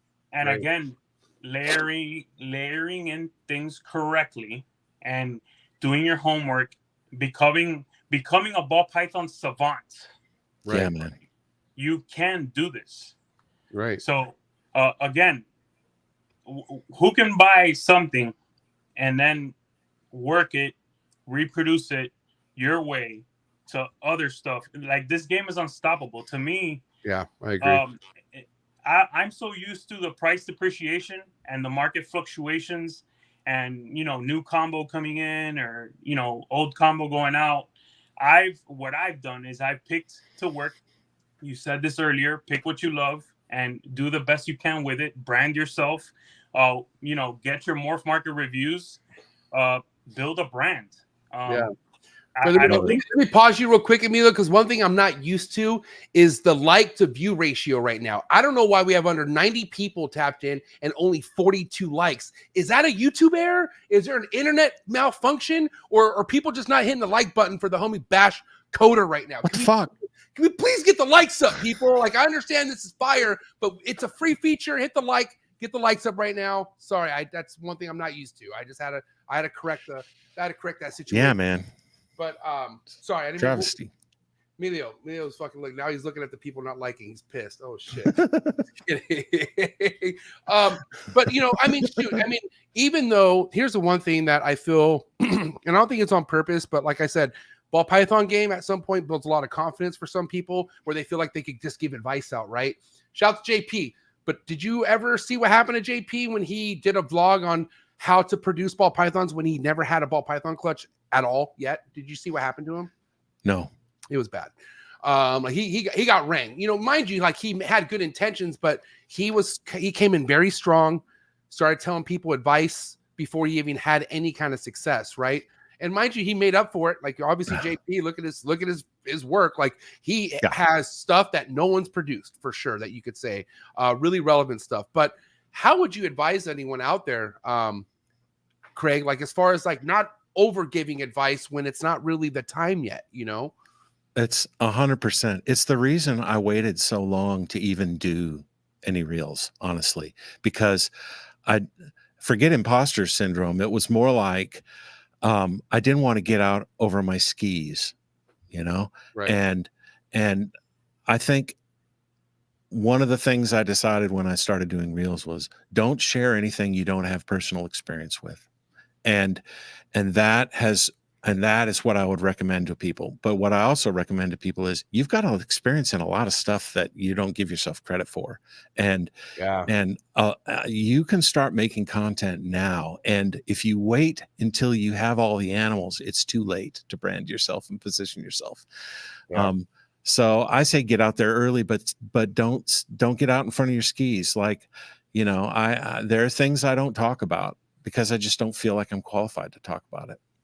Yeah, and that's, dude, that's the best thing anyone could do when they're first starting off is kind of let the content do the talking for them. And what I mean by that is like show your animals off, like show what you're working with, or if you don't have much to show off, I mean, I feel like this is a dicey thing to do. We've had him on the show and we were kind of wondering like, why do you share so many people's content? But the way Fury Balls, shout out to the homie Fury Balls, but the way he did it by giving credit to the breeder, you know, and he was able to build something off of it where eventually he knew the snakes that he wanted to get were high-end snakes, which it kind of matched up to where's things. But I mean, you don't have to talk a lot in the beginning. You really don't. You could just kind of show reptiles because that's what it's about, right? Like we're in a reptile hobby. Yes. You know what I mean? Find your lane. And the thing is that you might bump around a little bit. You might kind of try some things, you know, like I didn't get great camera production on day one. You know, I used to be a recording engineer, so I know how to make a mic sound good. But, and people want to know what kind of mic you're using, by the way. You're getting bad props on your mic. It's a Rode Procaster dynamic mic. Respect. Yep. Okay, there you go, guys. But yeah, you know, I just think people should get out there and tell their story. That's why I like one of the things that was sort of an accelerant too, in a minor way, was moving from Facebook to Instagram. Because I just, you know, it's like refreshing. You're like, wow, right? Facebook has become trash, bro. Oh, it's been like that for a long time, man. Yeah, the algorithm is like, for me, the algorithm is being blocked or something. Like, I don't know what it is. I have a ton of followers on Facebook and my content gets nothing now. Yeah, man, God bless Instagram. I love it. Yeah. And I just think it's, you find what you're good at and what you're excited about. You know, I follow people that have 4 animals and they post the same photos of those 4 animals all the time. You know what? It's working for them because I'm still following and they keep finding new ways to make that interesting. So I just I encourage people to get out there and start connecting with people, and to whatever degree you do it, just be honest and be yourself. And to the degree you can do that, I think you'll connect. I don't want to be mean because this podcast has been so positive and I don't want to be old MJ, but holy shit, there are just some skits out there that I wish I never saw before. And some of the skits are just so cringy. I just want to run through a fucking wall, man. But mind you, I can't hate some of my old skits. I don't want to hate, man, because some of these people they're good people, but I'm like, fuck, man, just keep it. Just show the animal, please. Like, just like, but mind you, like, you know, and this is that doesn't bother me. I animals. Go ahead. It is all about the animals for sure, but it is also about getting to know the people. And yeah, it's true. It is, and that's how these communities within communities work, because I get it. We are all one family, but in a sense, no, we have our group of people that we like to fuck with because personalities mesh better with other. It is what it is. You don't have to be forced to fucking get along with nobody, but you could respect people. But I'm just saying, like, you know, it's a good way to find out, like, you know, you want to say build, you know, you want to find your lane. Well, show people who you are. And if you show people who you are, like I have, you know, you kind of build your lane from there. You find people who fuck with that kind of energy, and you have people who don't. And that's, you know, that's how you find out who's who in this. You know what I mean? Yeah, man. So, Emilio, do you have anything you want to talk on? I feel like I'm taking over a lot of topics. There's something that keeps popping in my head that I want to say. The depreciation of the animals. Yeah. I think the animals' depreciation isn't as bad as these people that are getting out, the depreciation in their passion for the animals. Because once they have to start taking care of them, feeding them, cleaning, taking care of them every day, that's what depreciates the fastest out of everything. I like that. It gets daily, right? And you sort of separate the people who are serious from the people who aren't serious by the people who are willing to do the work. You both, you guys were talking about, you know, we asked you, where do you see things in 5 years? You answered, and my answer is, in 5 years, there's going to be a lot less breeders. And it's going to be, I mean, that's what I see. I see that there's going to be a little less saturation. That's my opinion. The market's going to be great, but there's going to be a little less saturation in the market with people that just, you know, they fail. It's the way it works in almost every business. Every business. That's the American way. That's the average flow of anything in this life. It comes, it goes. Things are supposed to leave this for a reason. You know what I mean? But mind you, it's like, think about, like, no matter what's happening, right? Like, we are talking about something that is saving people's lives. All right. A lot of this shit clicks into people's lives at some point where they're going to be so happy that they have the reptile world to go to. And that's one thing you always have to look forward to, no matter what the market's doing. We could focus on the new people coming in, because that's what matters, is making sure that they're coming in the way where they're going to stay. Because it's like Craig says, it's not about that one sale. You are fucking tripping if you think it's about that one initial sell, which, mind you, the mindset from the 90s and the early 2000s pre-social media, it was about that one sell. Get the fuck out of here. Hope I never see you again. You know what I mean? But that's not the game plan now, because you have people with business backgrounds, marketing backgrounds, customer service backgrounds, who know how to treat people and how to manage a business. You know what I mean? The whole reptile game's elevated because of the business side of things now, you know. But people should take it more serious because of that too. Especially people who are pre-social media, still lingering and hanging in here and trying their best to stick around. Like, you got to find a way to connect the two, you know. A lot easier said than done, though. It's good. And getting back to the whole business side, most businesses don't make a profit for 5 years. This is true. Minimum. Yeah, like, but that should be like and guess what? That's not where ball pythons are. If you do this right, you can make a profit actually a lot quicker. Right. So, but that's not guaranteed either, though. Here we go. You know, it's not guaranteed. Nothing is guaranteed. The stars have to align for you. And all you got to do is lose one banger animal, and you know, or one doesn't go for you. Or one doesn't breed, or a male doesn't like the females, you know. Or you get wiped out by Nido, or you're fucking, or goddamn fire happens. You never know. Like, so many things could just wipe you out. That's why I don't like leaving this place, because I feel like what I have is so too good to be true, that it could just be gone like that. You know what I mean? And it's scary to think, but that's the reality of things. Like, that's just you just never know. And I don't want to get all dark about it, but I'm just saying, like, fuck, like, I really love what we do. Like, it's a dream. Also, you have been talking about the finances a little bit, people hurting a little bit. People might have got in way over their head. You have to have capital. You have to have capital to back up what you're doing. You have to have the time. You know, you have to have the work ethic. Right. But also thinking down the road, like, can I afford to feed these animals when they're adults? You know what I'm saying? Especially if you want to breed, the feeding thing you need to figure out right away, okay? If you don't have a reliable source of fucking rodents, or you can't produce rodents yourself, how the fuck do you want to think about breeding? You know what I mean? Like, you or need buying a collection. Buy a collection. You know what I mean? You know, those pet shop rodents are not going to fucking be affordable for so long, you know? Craig, sadly, I have to say it. I'm with you. I've never bought a collection. I will not do it. I'll never do that. I just can't do it. What, Emilio? Buy a collection? I've never bought a collection ever. I don't know. It's like buying someone's dream. I don't want to buy that. Like Craig said earlier. Or use bed. Gross. Makes no sense, bro. Yeah. I mean, if you're into basins and someone's got an amazing collection of basins and it's for sale, you'd be an idiot not to try to get a collection of basins. But right. True. But it's right. It just depends on the collection. And unfortunately, most of the collections that are for sale are people who have for one reason or another failed at breeding, at making it a going concern. Yeah. And so that's anyway. I'll tell you what, if you go and listen to any Tuesday night as far as talking about chondro or emerald collections being sold, it was never a good outcome.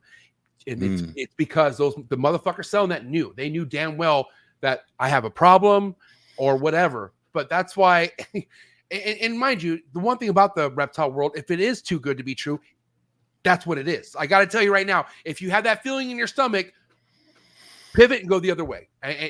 Or is it looks at it and like, wow, I could afford that. You don't want those kind of problems, man. If you are trying to get into something and you want it from the long run, you got to raise it up. You start from the scratch bottom floor and you go from there. You know what I mean? That's just my advice. But mind you, I can't say I've never bought an adult because I have, right? But I got to just tell you, there's just a lot of rolling the dice when it comes to that. And why make your life harder when those dice don't roll what you want them to roll? And then the odds are bad. Yeah, that's what I'm saying. The odds are bad.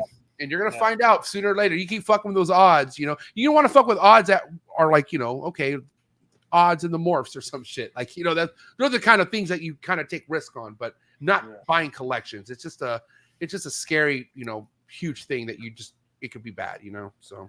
If you have a ton of experience and you have a ton of animals and you have help and you have feeders and you know the cost of keeping them, then you can buy a collection. But new people should not start that way. New people shouldn't buy collections, breeding groups, or males. That's what I, believe. They let your females get up to at least 1,000 grams before you buy a male.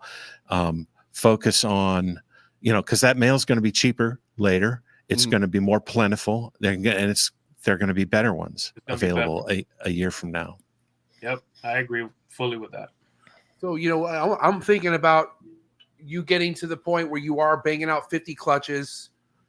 I'm assuming vending's going to be something on your docket. You're going to want to get vending down at some point. And if that's the case, where are the shows that you plan on kind of getting your foot in and whatnot? My strategy has been to learn how to vend with anything. Any snakes I have that I want to sell, I try to get to a show, and I'm doing small show me snakes and repticons. That's the kind of stuff I'm vending to learn, and I'm learning everything: how to talk to customers, how to position myself, how to present my brand, how to deal with the threat of mites, how to, all those kind of things is what I've been going to school on. What I hope to do is to break into Daytona and do some, when I'm have more fire, is to go to Daytona, and then eventually NARBC. And so everything I'm doing is on a path to that. That said, where you locate? I'm sorry, no, continue. I'm sorry. Yeah, Birmingham, Alabama. That's right. Okay, go ahead. I'm sorry. That said, I really don't want to be a weekend warrior. When I retire, maybe I'll love that. But I don't want to be like I'm on the barbecue circuit where I'm gone every weekend, in my van and in another city competing. I really want to do shows because I don't want to lose that connection to the people. Yeah. I don't want to just be mail order, but I want to balance. Daytona, what do you think what are the odds of getting a new ball python breeder at a Daytona show from what you know, Emilio? It's not like Tinley. Okay. Yeah, you can get a ticket. Yeah. You can. And it's a great show. I think it's the perfect middle ground show. to set you up for something like, to get you experience so that you can do something like an ARBC. I think so, because it's got everything. And a lot of people bring their fire to Daytona, which isn't true at a lot of places. Now, You know? now, Craig, I'll say this: 50 clutches. You have to do a lot of shows. Yeah, man. We're not there yet. Next year, I think this year might be a dozen. Next year might be 20 or 30. It would be year 3 before I do 50. And even at that, it'll be a game time decision. Gotcha. Yeah. Just curious, what racks are those? ASR racks, or what do you roll with? ARS racks in the back, and then for some of my other species like arboreals, I use Focus Cubed Evo series. Oh, nice. Respect. You know, being where you're from, I'm sure you don't have no issues with humidity. That's kind of straightforward for you, huh? Except in the winter. In the winter, I gotta kind of humidify, but in the summer, it's just, yeah, man, you need gills to breathe in Alabama. And are you somebody who's going to be seasonal? Like, do you have a certain time of the year where you're not going to be pairing at all, and then you're going to wait for a certain time, like winter, or are you pairing all year round? No, I think, you know, Billy's raised me right, and I ultrasound every month. Okay. And so I'm going to pair when I see the follicles at the right size. And that seems to be what I believe is going to be the most efficient. And when you're doing a small number of clutches, like I currently am, you really don't want to miss 2 or 3 animals. You're right. Yeah. You want to have that efficiency. Yeah. I will say that's the thing about having low number of clutches is everything counts. Like you got to. Yeah, it does. You know, if you're going to get it, you got to get it. And this is like this year, I plan on staying under 15, I think, but it's all stuff that I'm kind of like, I would like for it to go, you know, because it's none of it's stuff for the pet trade. I'll tell you that much. It's stuff that I want. Like I'm trying to be the number 1 customer at all these clutches. You know what I mean? Yeah, man. But yeah, I mean, you know, definitely like, man, people don't understand. Like, you know, they think of a number, like even if you have 7 clutches in a year and then you double that again, watch what happens. It's like, because I remember going from 17 to 14 and then the next year I went to 28. Oh my God. Or 27. I was like, holy shit. And luckily it was right before, it was 2020 or 2019, right before COVID. Right. So like I luckily got away with that shit, you know, because the demand showed up after. Yeah. And it was just like, you know, it was that last year before everything kind of changed, you know? So I think it might've been thick into 2020 before 2021. And let me ask you this, you know, obviously since you've been around and you noticed the change in the market, how did you initially take seeing projects dropping in price? Did you reach out to fellow peers? Did you hit up Billy, ask him like, what's this all about? Or did you just kind of know, like, did you kind of have a feeling that was going to happen? I absolutely reached out to my peers and got a lot of, what's the right word? Ballast. You know, especially people that have been in this a long time, you know, like Emilio, I'm sure you've seen it come and go and rise and fall. And, you know, like Billy's been through 3-4 recessions as a breeder, you know. So it was good to, I didn't get freaked out. Let's say that. And coming from my background in business, you know, I mean, even look at video games, what happened in video games during COVID and then after COVID, right? You know, down like 30% after COVID when everyone has to actually go to work, you know? Yeah. You know, but you know, even with COVID, right? Like, cause you had a lot of people who went super ham on certain projects just because of the certain like popularity of things. Like for instance, like, you know, people who went super ham on DG versus hypo. What was your take on those two? Like, what did you always have a thing with hypo, or did you feel like GG was more on the upper up when it came to that? I like them together. Like one of my favorite combos is DG, black pastel DG hypo. It's just a beautiful looking animal. And so it's interesting. Now you hear people, I started hearing people complain recently about how DG animals don't look good later in life. I'm like, that was the whole point of DG, was that it made longer lasting animals. I love DG. I love Hypo. I think they're great together. Hey, Craig, that's probably one person saying that. Yeah, probably is. Hey, You know, my dog, but I completely disagree with him. You know what I mean? Yeah. And you know, it is what it is. Yeah. Probably was one person. Yeah. We're probably in the same chat. Majority rules. Yeah. Okay. Yeah, 100%. Now, you know, what is one project you are looking to add into the mix that you haven't yet? Hurricane and Stranger are both things I want to get into. Now they're both codoms, but when I see Hurricane Clown combos, I just love it, and I think there's so much potential there.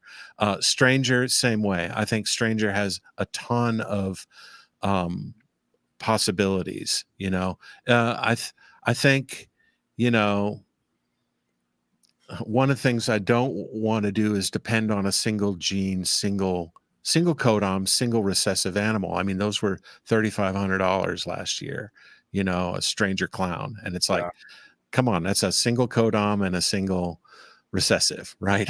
But I think that's kind of corrected, but I really do think that there's a ton of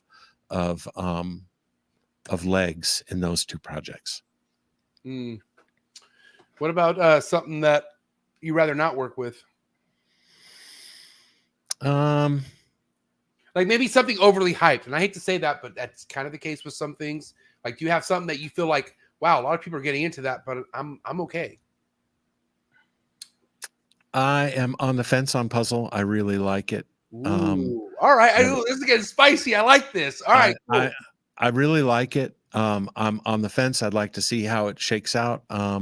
Another one is not acid, paint. I'd love to see how paint shakes out. I'm not quite ready to pull the trigger on paint because listen, I like the name. I like the people working with it. Chad Holker, you're my guy, but please show me something at this point.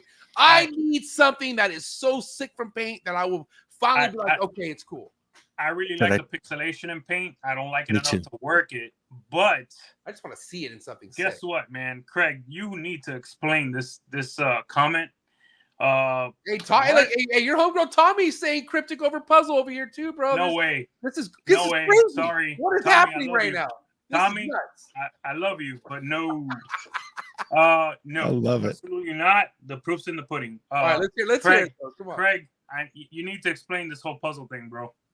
I don't really have a good explanation. I just am not ready to. I'm not ready to pull the trigger. There is things I'm looking on, but I'm not ready to pull the trigger on both of them. Paint, I would like to see be a little more consistent. I'd like to. It's highly variable, right? And it seems like which paint you buy is really important. But I don't have Billy. Dang, we know. Dropping the mic. Yeah. But it's like I totally respect and see the value in both those projects. I'm just not there yet. I need to see more. What I see going forward, it's just me, okay? What I see is that puzzle's gonna take some pressure off clown. Mercury.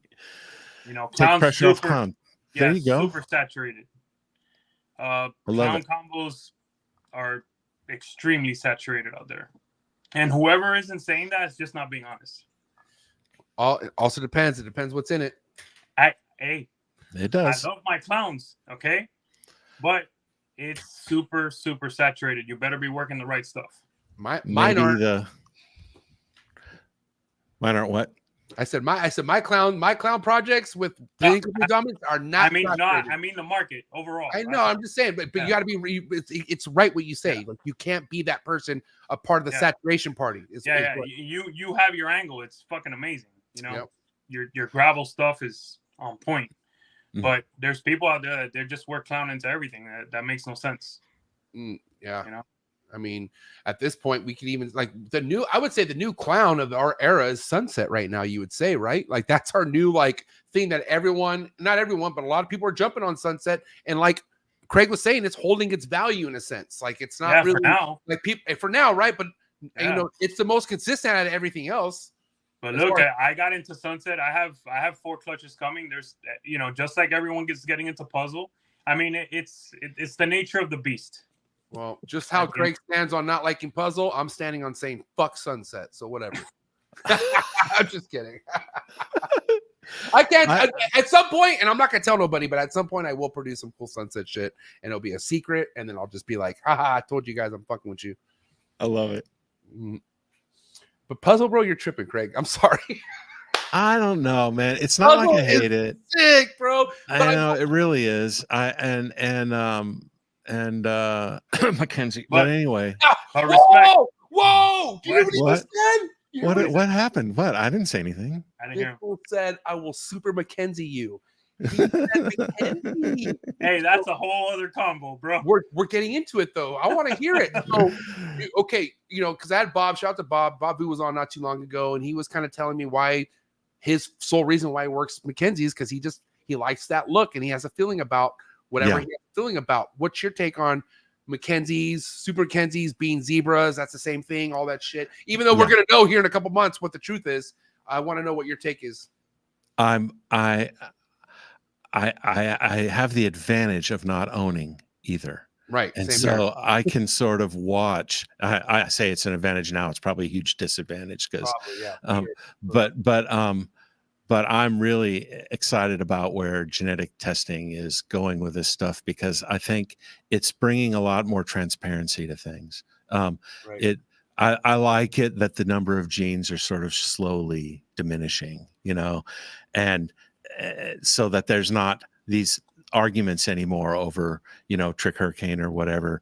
There are still arguments. I don't get me wrong; they're fun to have, but the, you know, I really like that we're getting clarity on some of this stuff. And honestly, I think that supports price. I think clarity supports price. It doesn't endanger price. Anytime you can be sure of something, you can ask a better price for it.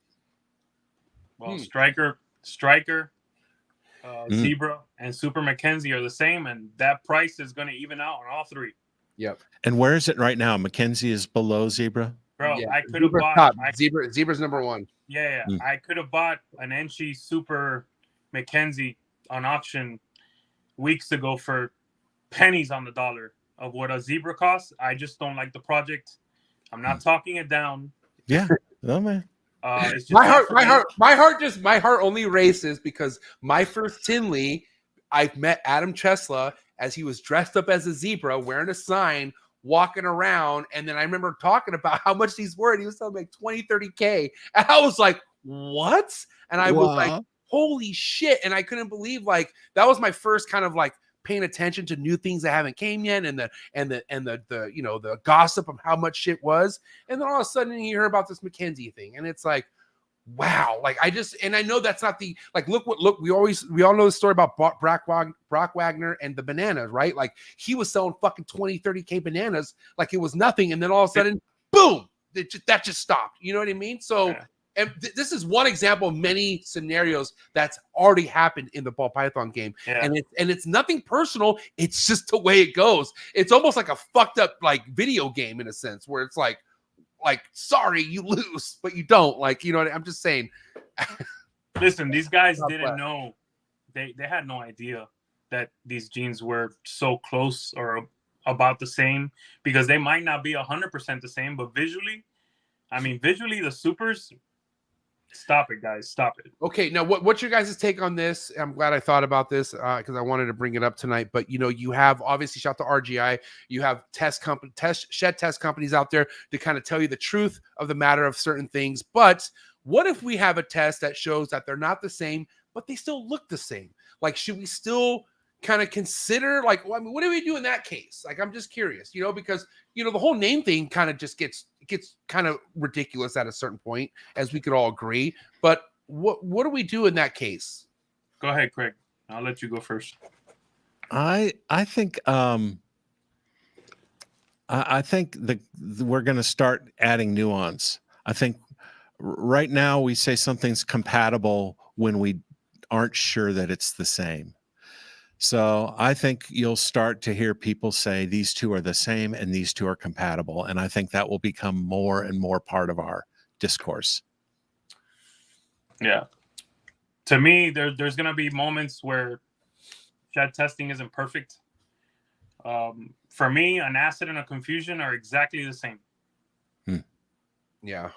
You know, for Dale Richards is one of the acid kings. Yeah. Shout out to Dale. Dale says they're the same. Shed testing is not going to change my mind on that.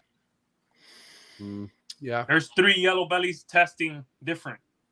It's still a yellow belly, bro. That is crazy. I didn't know about that. I didn't know about the different levels of yellow belly. That right there was like very a Wookiee and a chocolate. No, they're not. They're not the same. Don't tell me they're the same. They're doing exactly the same thing. How though? They're not though. The supers are exactly the same. Yeah, but I think we need to look at it in give me 5 super Wookiees and 5 super chocolates. I just don't want to admit that. My heart hurts because I could have sworn my investment Wookiees and chocolates I've been raising are completely separate. If you're telling me they're the same, I'm getting kicked in the balls on that one. I'm not gonna lie. Well, when the big dog says that he can't tell them apart, and I think I've heard him say that in a couple videos. What big dog? Don't say Justin. I'm just kidding. Hey, I could have sworn there was chocolate. Hey, anyone that's saying they're different, hit supers and tell me, pick them apart. Okay, but Craig, you know that there's still people out there saying, I got this new gene. Okay. Yeah. What makes you believe someone has a new gene when they say they have a new gene? What does it take for you to like actually take this person serious? 10 years proving it out, 10 years trying to make supers, 10 years trying to, like I a lot of times when you hear someone say they have a new gene, the first thing I do is talk to people that have been in this for a long time, and they'll be like, that's the same old gene that's just a rename, and so I think it takes a while. I don't especially because what are you going to use for a shed test? You have to have a certain critical mass of something. That's why hey, Levance. I think the people that I respect the most that come out with new genes are the ones that sit on them for a real long time. Yeah. Not trying to get the $35K, $40K price point right off the bat, but rather putting the work in. That's what I respect. And do you think we should find a solution or some sort of a system where we could be less is more with the names, especially with shed testing coming out? There will be some of these examples proven that we don't need 4 names for one snake, right? And I think we should have some sort of a voting pool or something where we can agree on what morph to go with and tell Jarian, take all these other fucking things out of here and let's just call it this. Like, or is that kind of crazy to think about? I don't know. I think the market is the voting pool. I think we are by what we stop saying and what we start saying, we're the voting pool. And it just sort of, I think it'll self-correct, honestly. I don't think we need an agency or an organization or one company. I just think it'll all work out. Now, when it comes to working out, I mean, you can admit that learning how to breed ball pythons is for sure the easy part, right? Getting eggs, which have you gotten your first ball python clutch yet? Oh yeah. Okay. I've had several clutches, but yeah, it is easy. That's the easy part. When does someone channel their energy from, okay, I've got these projects I'm investing in, versus let me work on my brand. Let me work on somebody getting to know who the fuck I am. Like how do you balance that energy, and when should you be focusing on one or the other more when it comes to that? Honestly, I don't think the brand comes first. I think experience with the animal comes first. Yeah, I agree. It's like you have, it was sort of a fight for me. If I didn't have this name BashCoder that I'd used in everything else from music to, whatever, it was a gamer tag really, I probably wouldn't have branded as early as I did, just because, the number one thing is not a logo. The number one thing is make sure you like it and get into it and learn. But I don't know. I'd like to see a little more creativity in some of the branding. I think folks need to express themselves through their brand.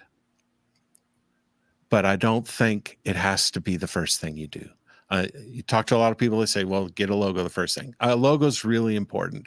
But first, get a sense of who you are as a reptile keeper. That's my take on it. And I think Emilio could really speak on this because, can you kind of explain when you started developing a brand for yourself, Emilio? How many years were you already in before you kind of developed Villarino Reptiles, the logo and all that stuff? My logo was picked. I picked it out of my favorite, ball python. The bell was my favorite ball python. I love white snakes with blue eyes. I mean, that's what made me, go crazy for the game. Them and pieds, much like everyone else that started recently. Those are the gateway drugs, right? But yeah, I think 2 years in, I branded, and then I built my way, wholesaled, and started selling some retail here on the side on Facebook, and then just started my way up, building a customer base. You got to do it through sales. Yeah, at the end of the day. To be taken serious, like that's the resume. Definitely. That's the resume you build, and I think that's kind of where. Good. You got to build a resume. I mean, listen, we could say whatever we want out there. A lot of ball python people are faking it out there. Bottom line, a lot of them are faking it to make till they make it or they don't make it. What I would tell is people out there is you need to build your reviews, your brand, and build your passion overall, and take the time to do it. It's not going to come overnight. You really don't know when it's going to come, to be honest. That's the thing. And I think like Craig was saying, how it should be the animals before a brand, right? Because how do you know the animals will become a brand? Like, you don't know. How do you know you're going to do it as a business or your life? What about your job, your family? Like, dude, what if your wife is like, fuck no, I don't want reptiles in this house? And it is, you're married to that. No offense. Just saying, like, what are you going to do? So that's why you got to let it, okay, what's Mark Mandick saying? You say it all the time. You grow. Yeah, I love Mark, man. I took this one from him off of your episode with him. You got to grow into business. Yeah. Grow into business, not go into business, right? Another thing that I've seen recently is that some noobs in the industry, they feel this pressure to say, oh, I'm not gonna go full time or whatnot. That's a huge endeavor. Massive. Build the little side hustle. Build, make the animals you can afford. Build your passion, and then maybe you could even go part-time in this. There's no pressure out there to go full-time to do anything.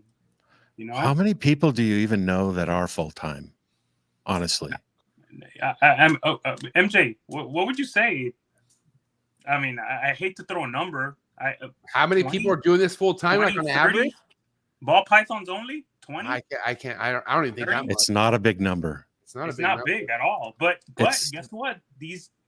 Guess what gets amplified out there? People think there's a lot.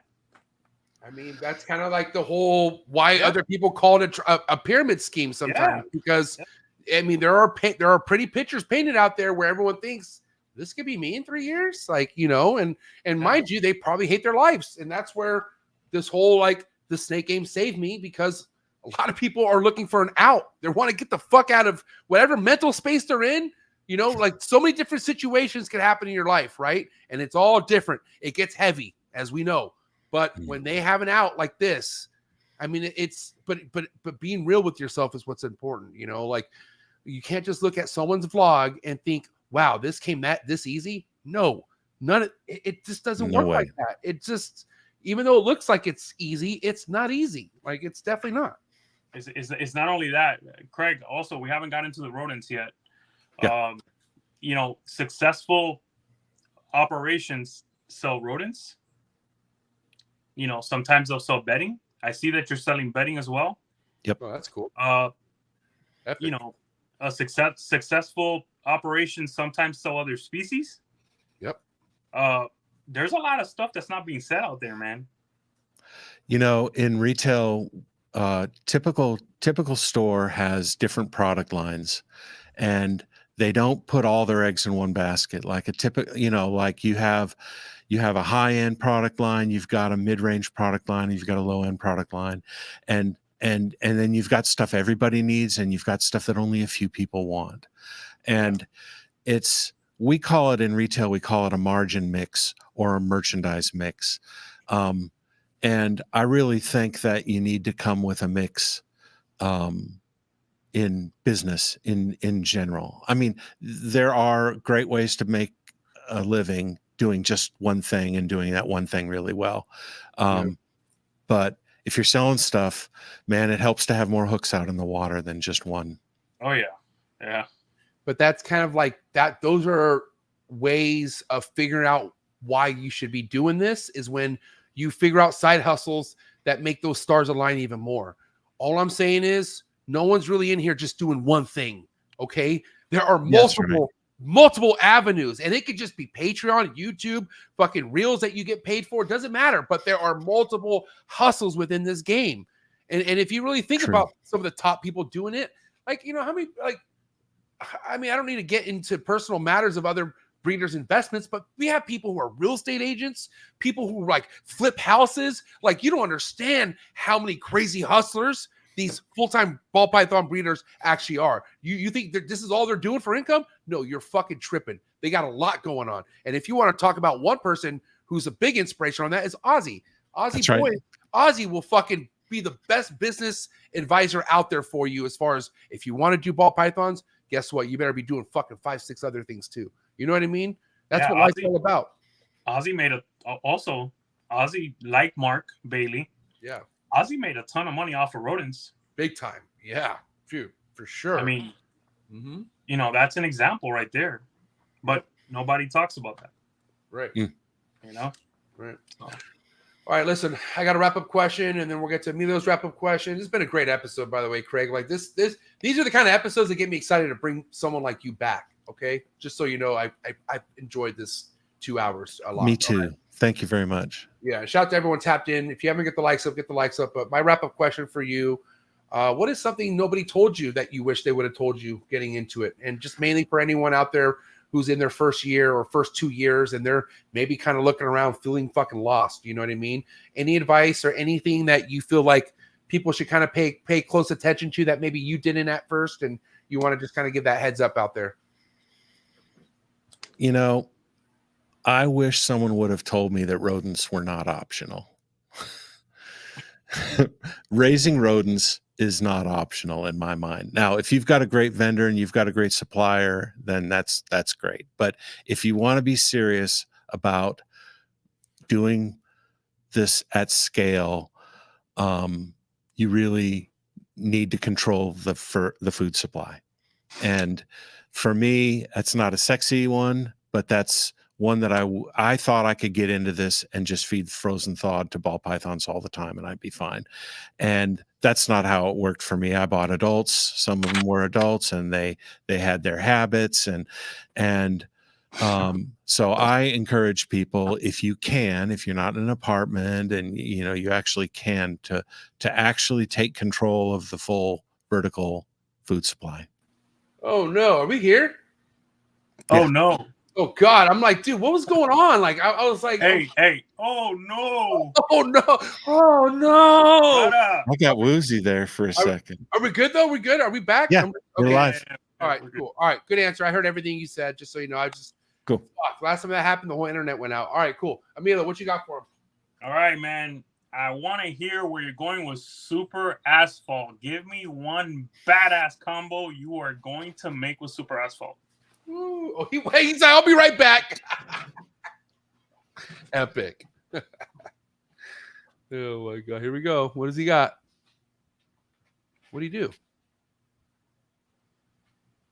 Is he doing a magic trick? Oh, whoa. Wow, that was awesome. What'd you just do right now?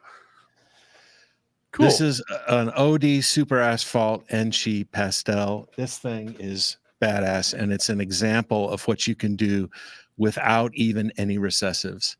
No. Now, I sort of consider Super Asphalt like a recessive. I treat all my supers like that, but there is just so much you can do with this. Now, I also love Super Gravel and some of those things. I just chose Asphalt. But it is really a badass combo maker. And when you think of something like this in Clown, you think of something like this in Pied. I'm way more excited about Super Asphalt Pieds than I am Monsoon Pieds, for example.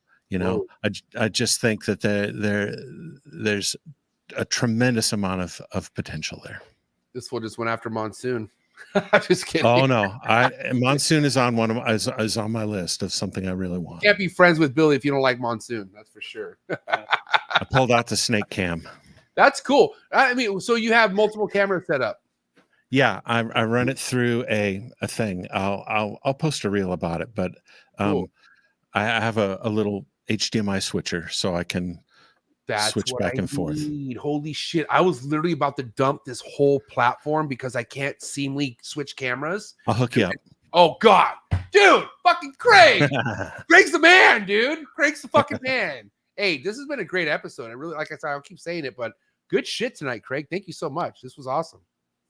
Thank you.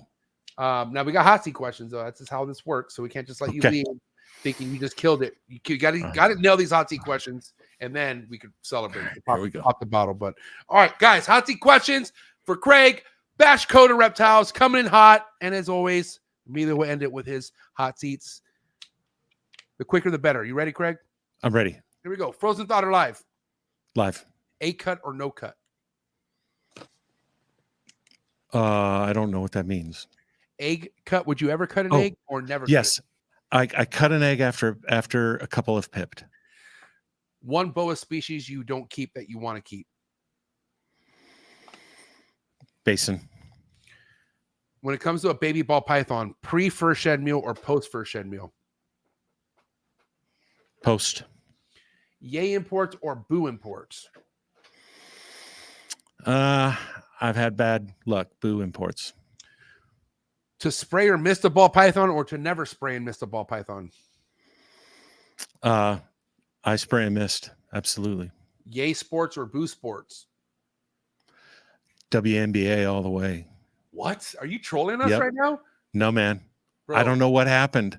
Maybe Caitlin Clark. I don't know what happened, man, but I just can't stop watching WNBA this year. Okay, you said you have a wife, right? Yep. Do you guys watch like Real Housewives or like Vanderpump or anything? Is that kind of why you're into it? Like, what's going on? No, I How are got you no. into the WNBA? I don't. No offense. Listen, my cousin went to Duke. She was a good ball player. But I talked to my doctor. I don't know. The bloopers that are at the WNBA, how can you take that serious? I'm sorry. I think it's, I mean, look, you got 20,000 people showing up to a game now. I think it's something's happening, and I like to be there for it. I can't. I don't. They don't dunk, dog. I don't want to hate on They them. don't dunk. They don't dunk. Sometimes they, yeah. I thought you're fucking with us right now. No, I'm not. They got Steph Curry now. The female Steph Curry. We'll see. This is true. It's not old Steph Curry. That's a female now, right? He didn't switch over. I'm just making. No. No, it's Caitlin Clark. She's the closest thing to Steph Curry they got right now. No. All right. Oh no. All right. Move forward. All right. Move forward. Big flexor or no flexor? I don't know what you mean. Yeah, come on, man. Like if you had the Am I a big flexor or a no flexor? Yeah, like if there's something if you just want to just fucking just like, bam, look at this shit. I made it. Like, are you that type or are you just like, no, I'm very like, I don't want to show it off. I'll just, I'm a casual, like, oh yeah, what? I don't know what's going on. You're a mid flexor. Yeah, mid flexor. All right. Your No reels say you're a flexor. Your reels flex Okay. pretty hard. Yeah, All I right. will say that. Just saying. Steak or fish? Fake or fish? Steak or fish? Steak or fish? Sorry, my ears are You're good. You're not good. doing good. Steak, man. All right. Yay alcohol or boo alcohol? Yay alcohol. Favorite alcohol beverage? Tequila. Favorite genre of music? Jazz. All right. All right. All-time favorite jazz player or artist? I I'd have to say Herbie Hancock. Nice. Herbie Hancock. Timeout. I Mm. will say this. I took a course for one of my ex drug dealers, and like there was like a thing, like he was going to school and he had a jazz class that he had to get an A in, and he just didn't have enough time. And he's like, bro, if you study and pass this online course for me, I don't know, he hooked me up. But man, I studied my fucking ass off about jazz. Like it was the whole history of jazz. Yeah. Herbie Hancock, that guy was the man. I just gotta say. Sorry, I don't mean to get to old Jeremy school. Turgeon and I both went to Berklee College of Music. Wow, shout out to Jeremy, man. All right, Yeah. that's awesome. All right, here we go. Little word association. Say the first thing to come to mind. You ready? Okay. Milk. Haktua. No, sorry. That was epic. No. Oh my god. All right. FedEx shipping. Red line. Least favorite incomplete dominant.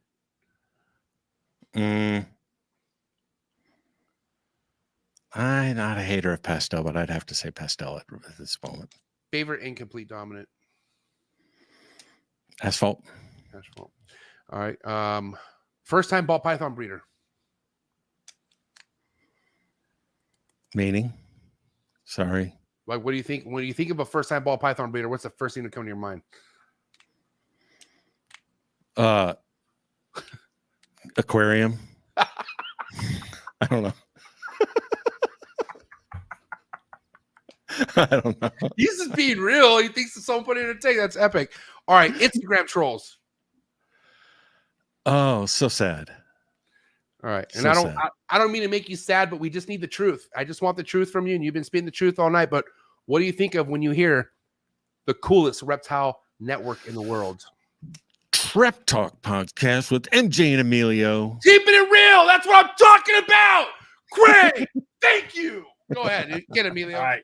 One has to go. These hurt. Okay. Ooh. But I need I need fully honest answers. Doesn't matter All right, how man, they go. One's got to go for good. Okay. Okay. Super asphalt pied or Candino pied. Candino pie. Hit the fucking road. Candino pie. I'd hate to say it. Alrighty. One's got to go. Black pastel DG hypo or black pastel hurricane clown. Wow. Ooh, I'll take Hurricane Clown. See you. I think Hurricane Clown too. Damn, my guy. Agreed. Damn. One's got to go. Ball python or short tail python. Wow, can you do that to the guy?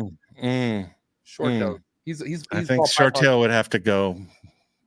All right. He's in it. All right. This one's a little more interesting to me. Dumero boa or carpet python. Dumero boa.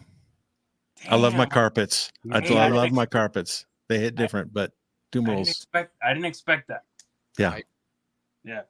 All right. All right. Back to the ball pythons. One's got to go. Ultra or cryptic. Cryptic. All right. I agree with that. More? We got a couple more. Okay. 2 more. I'm gotta here. go. I'm here for it. I'm here for it. I just One's got my gotta little go. thing. One's got to go. Clown or monsoon. Oh wow. Clown. Bro, let me tell you something. Hey, Craig. Let me I'm tell with you bro. something. I'm with you, dog. All right. That one's easy, not because I don't love clown, but past versus future is Right. Yes, absolutely. Absolutely. All right. Confusion or Cypress? Ooh. That's hard. that is really hard. I'd have to go with confusion. I'm just such a mad fan of. Oh no, confusion. I'd keep. Oh, what has to go? Cypress has to go if I get to keep confusion. Whoa. I'm leaning. I love my Cypress. Yeah, I do too. But hey, I'm with you on most of your answers, brother. Yeah, man. That was the most hot seat questions Emilio's had for any fucking guest. So just so you know, he likes you. That means he had some extra ones up his sleeve. Awesome. Awesome. Hey, listen, dude, you had so much love. You know, Leviathan Snakes. You had Straight Fire, Tony. You have Dan from Color Very Vulgar, Billy from fucking Mutation Creation. Just under 100 people tapped in tonight. All right, for you, Craig. What do you have to say to all the love and support that you've gotten, not only here, but just overall on social media? Like, people fuck with you, man. So what do you have to say to all this love and support out there? Man, I just appreciate everybody. The friends I've made in this endeavor have just way outstripped what I expected. It's all about the hangs, and whether or not you love something's all about the people you do it with. And I'm just honored that people showed up, and I thank them a ton. Hell yeah. I had a great time, like I said. And guys, please, if you're not already, go give them a follow right now. BashCoder Reptiles on Instagram. You could find the link in the description below. You're on MORPH Market too yet, or are you not on MORPH Yep. Market? Okay. Yep. I'll put the link to your MORPH Market as well. And looking forward to have you back someday. But guys, do me a favor. It's a wrap. Give it up for Craig. BashCoder Reptiles, ladies and gentlemen. See y'all. Craig, it's been a pleasure, bro. Hey, bro. Me too. Thank you, Emilio. Thank you, MJ. We'll talk again. Thanks, Craig. Okay, you bet. Bye-bye. Yep. What do you have to say? Great show. Yeah, it's a great show, man. Great topics. So, you know, I enjoyed this one. Yeah, very much. I could have sworn he was fucking with us when he did the WNBA. That he got me. But he did it like he was for real. So, you know, Hey, you want to know? I guess you want to know something trippy. You want to know who else likes WNBA? Mark Bailey. yeah. He's into it, and I'm like, I thought he was tripping, but he's like, nah, man, I'm into it. I'm like, all right. Hey, that's fine, bro. Don't make me watch a game. I watch a lot less sports now. I just don't have the time. But, I mean, I'm the same way, man. If I watch a sport, it's UFC or fucking bare knuckle fighting or something crazy. Getting back to Craig, I love another example of how these animals are making another person happy, and giving them another purpose in life, and helping us get through. Life's hard, man. Dude, life is fucking brutal. Life could be life tragic. is a bitch. Like that's Life that could be whole tragic. thing. Dude, life could be so heavy. Like life it could be tragic and beautiful all at the same time. And you know, we're blessed to have something that makes us happy every day. You know, so it's a beautiful thing. I have so much to be grateful for when it comes to thinking about not only the reptile hobby, but the people in the reptile hobby, because it is about the animals, but it's also about the people. They go hand in hand, because without the people, there's no animals, right? So, you know, we got to look at it like that. And like I said, you know, I'm glad I got to make me know Craig more and have him on the show. And because it was a great time, and 2 hours went by very quick. You know, not every Monday night's a 2 hour show. If it's 2 hours, you know, it's a good guest. It's a banger. It's a banger, exactly. People know that in the chat. So Wednesday, dog. What is good, bro? I'm putting on, and I know I got your badge already, but I'm putting on my Trap Fest badge because it is about to go down. Emilio's flying in Wednesday, and got so many people coming. Trap Fest 2024. Let's go. Me and Lisette are going back to Cali. That's what I'm talking about. Oh my God. And guys, do me a favor for now. Go give my man Emilio Villarino Reptiles a follow on Instagram. Go join the V Unit family. And the V Unit family, thank you so much for tapping in. Emilio, I appreciate you so much. We'll obviously talk before Wednesday, but thank you so much. You killed it. Have a good night. Give it up for my man Emilio Villarino, Big E, Top G, ladies and gentlemen. All right, guys, thank you so much. If you enjoyed, and dude, thank you for all the super chats. You guys are amazing. Really showing the love. Appreciate it. And if this is your first time hanging out, before you leave, hit that subscribe button. Help me get my subscribers up. Organically built channel right here. No faking it. Get the likes up. You guys are beautiful. And again, just a reminder, after tomorrow, the network is taking a 2-week break. So don't miss tomorrow's Trap Talk All in the Tree Tuesdays with Dr. Warren Booth. All right. And of course, we got Marshall Mendez, and we have a special co-host tapping in, Ryan Young. Okay. It's going to be epic. All right. Good send off for Trap Fest. All right. So tap in tomorrow, and I hope you guys enjoyed tonight's episode. But that's all we have for this Monday night New Breed on the Block episode 510 in the books. Have a good night, and I'm out. Cheers.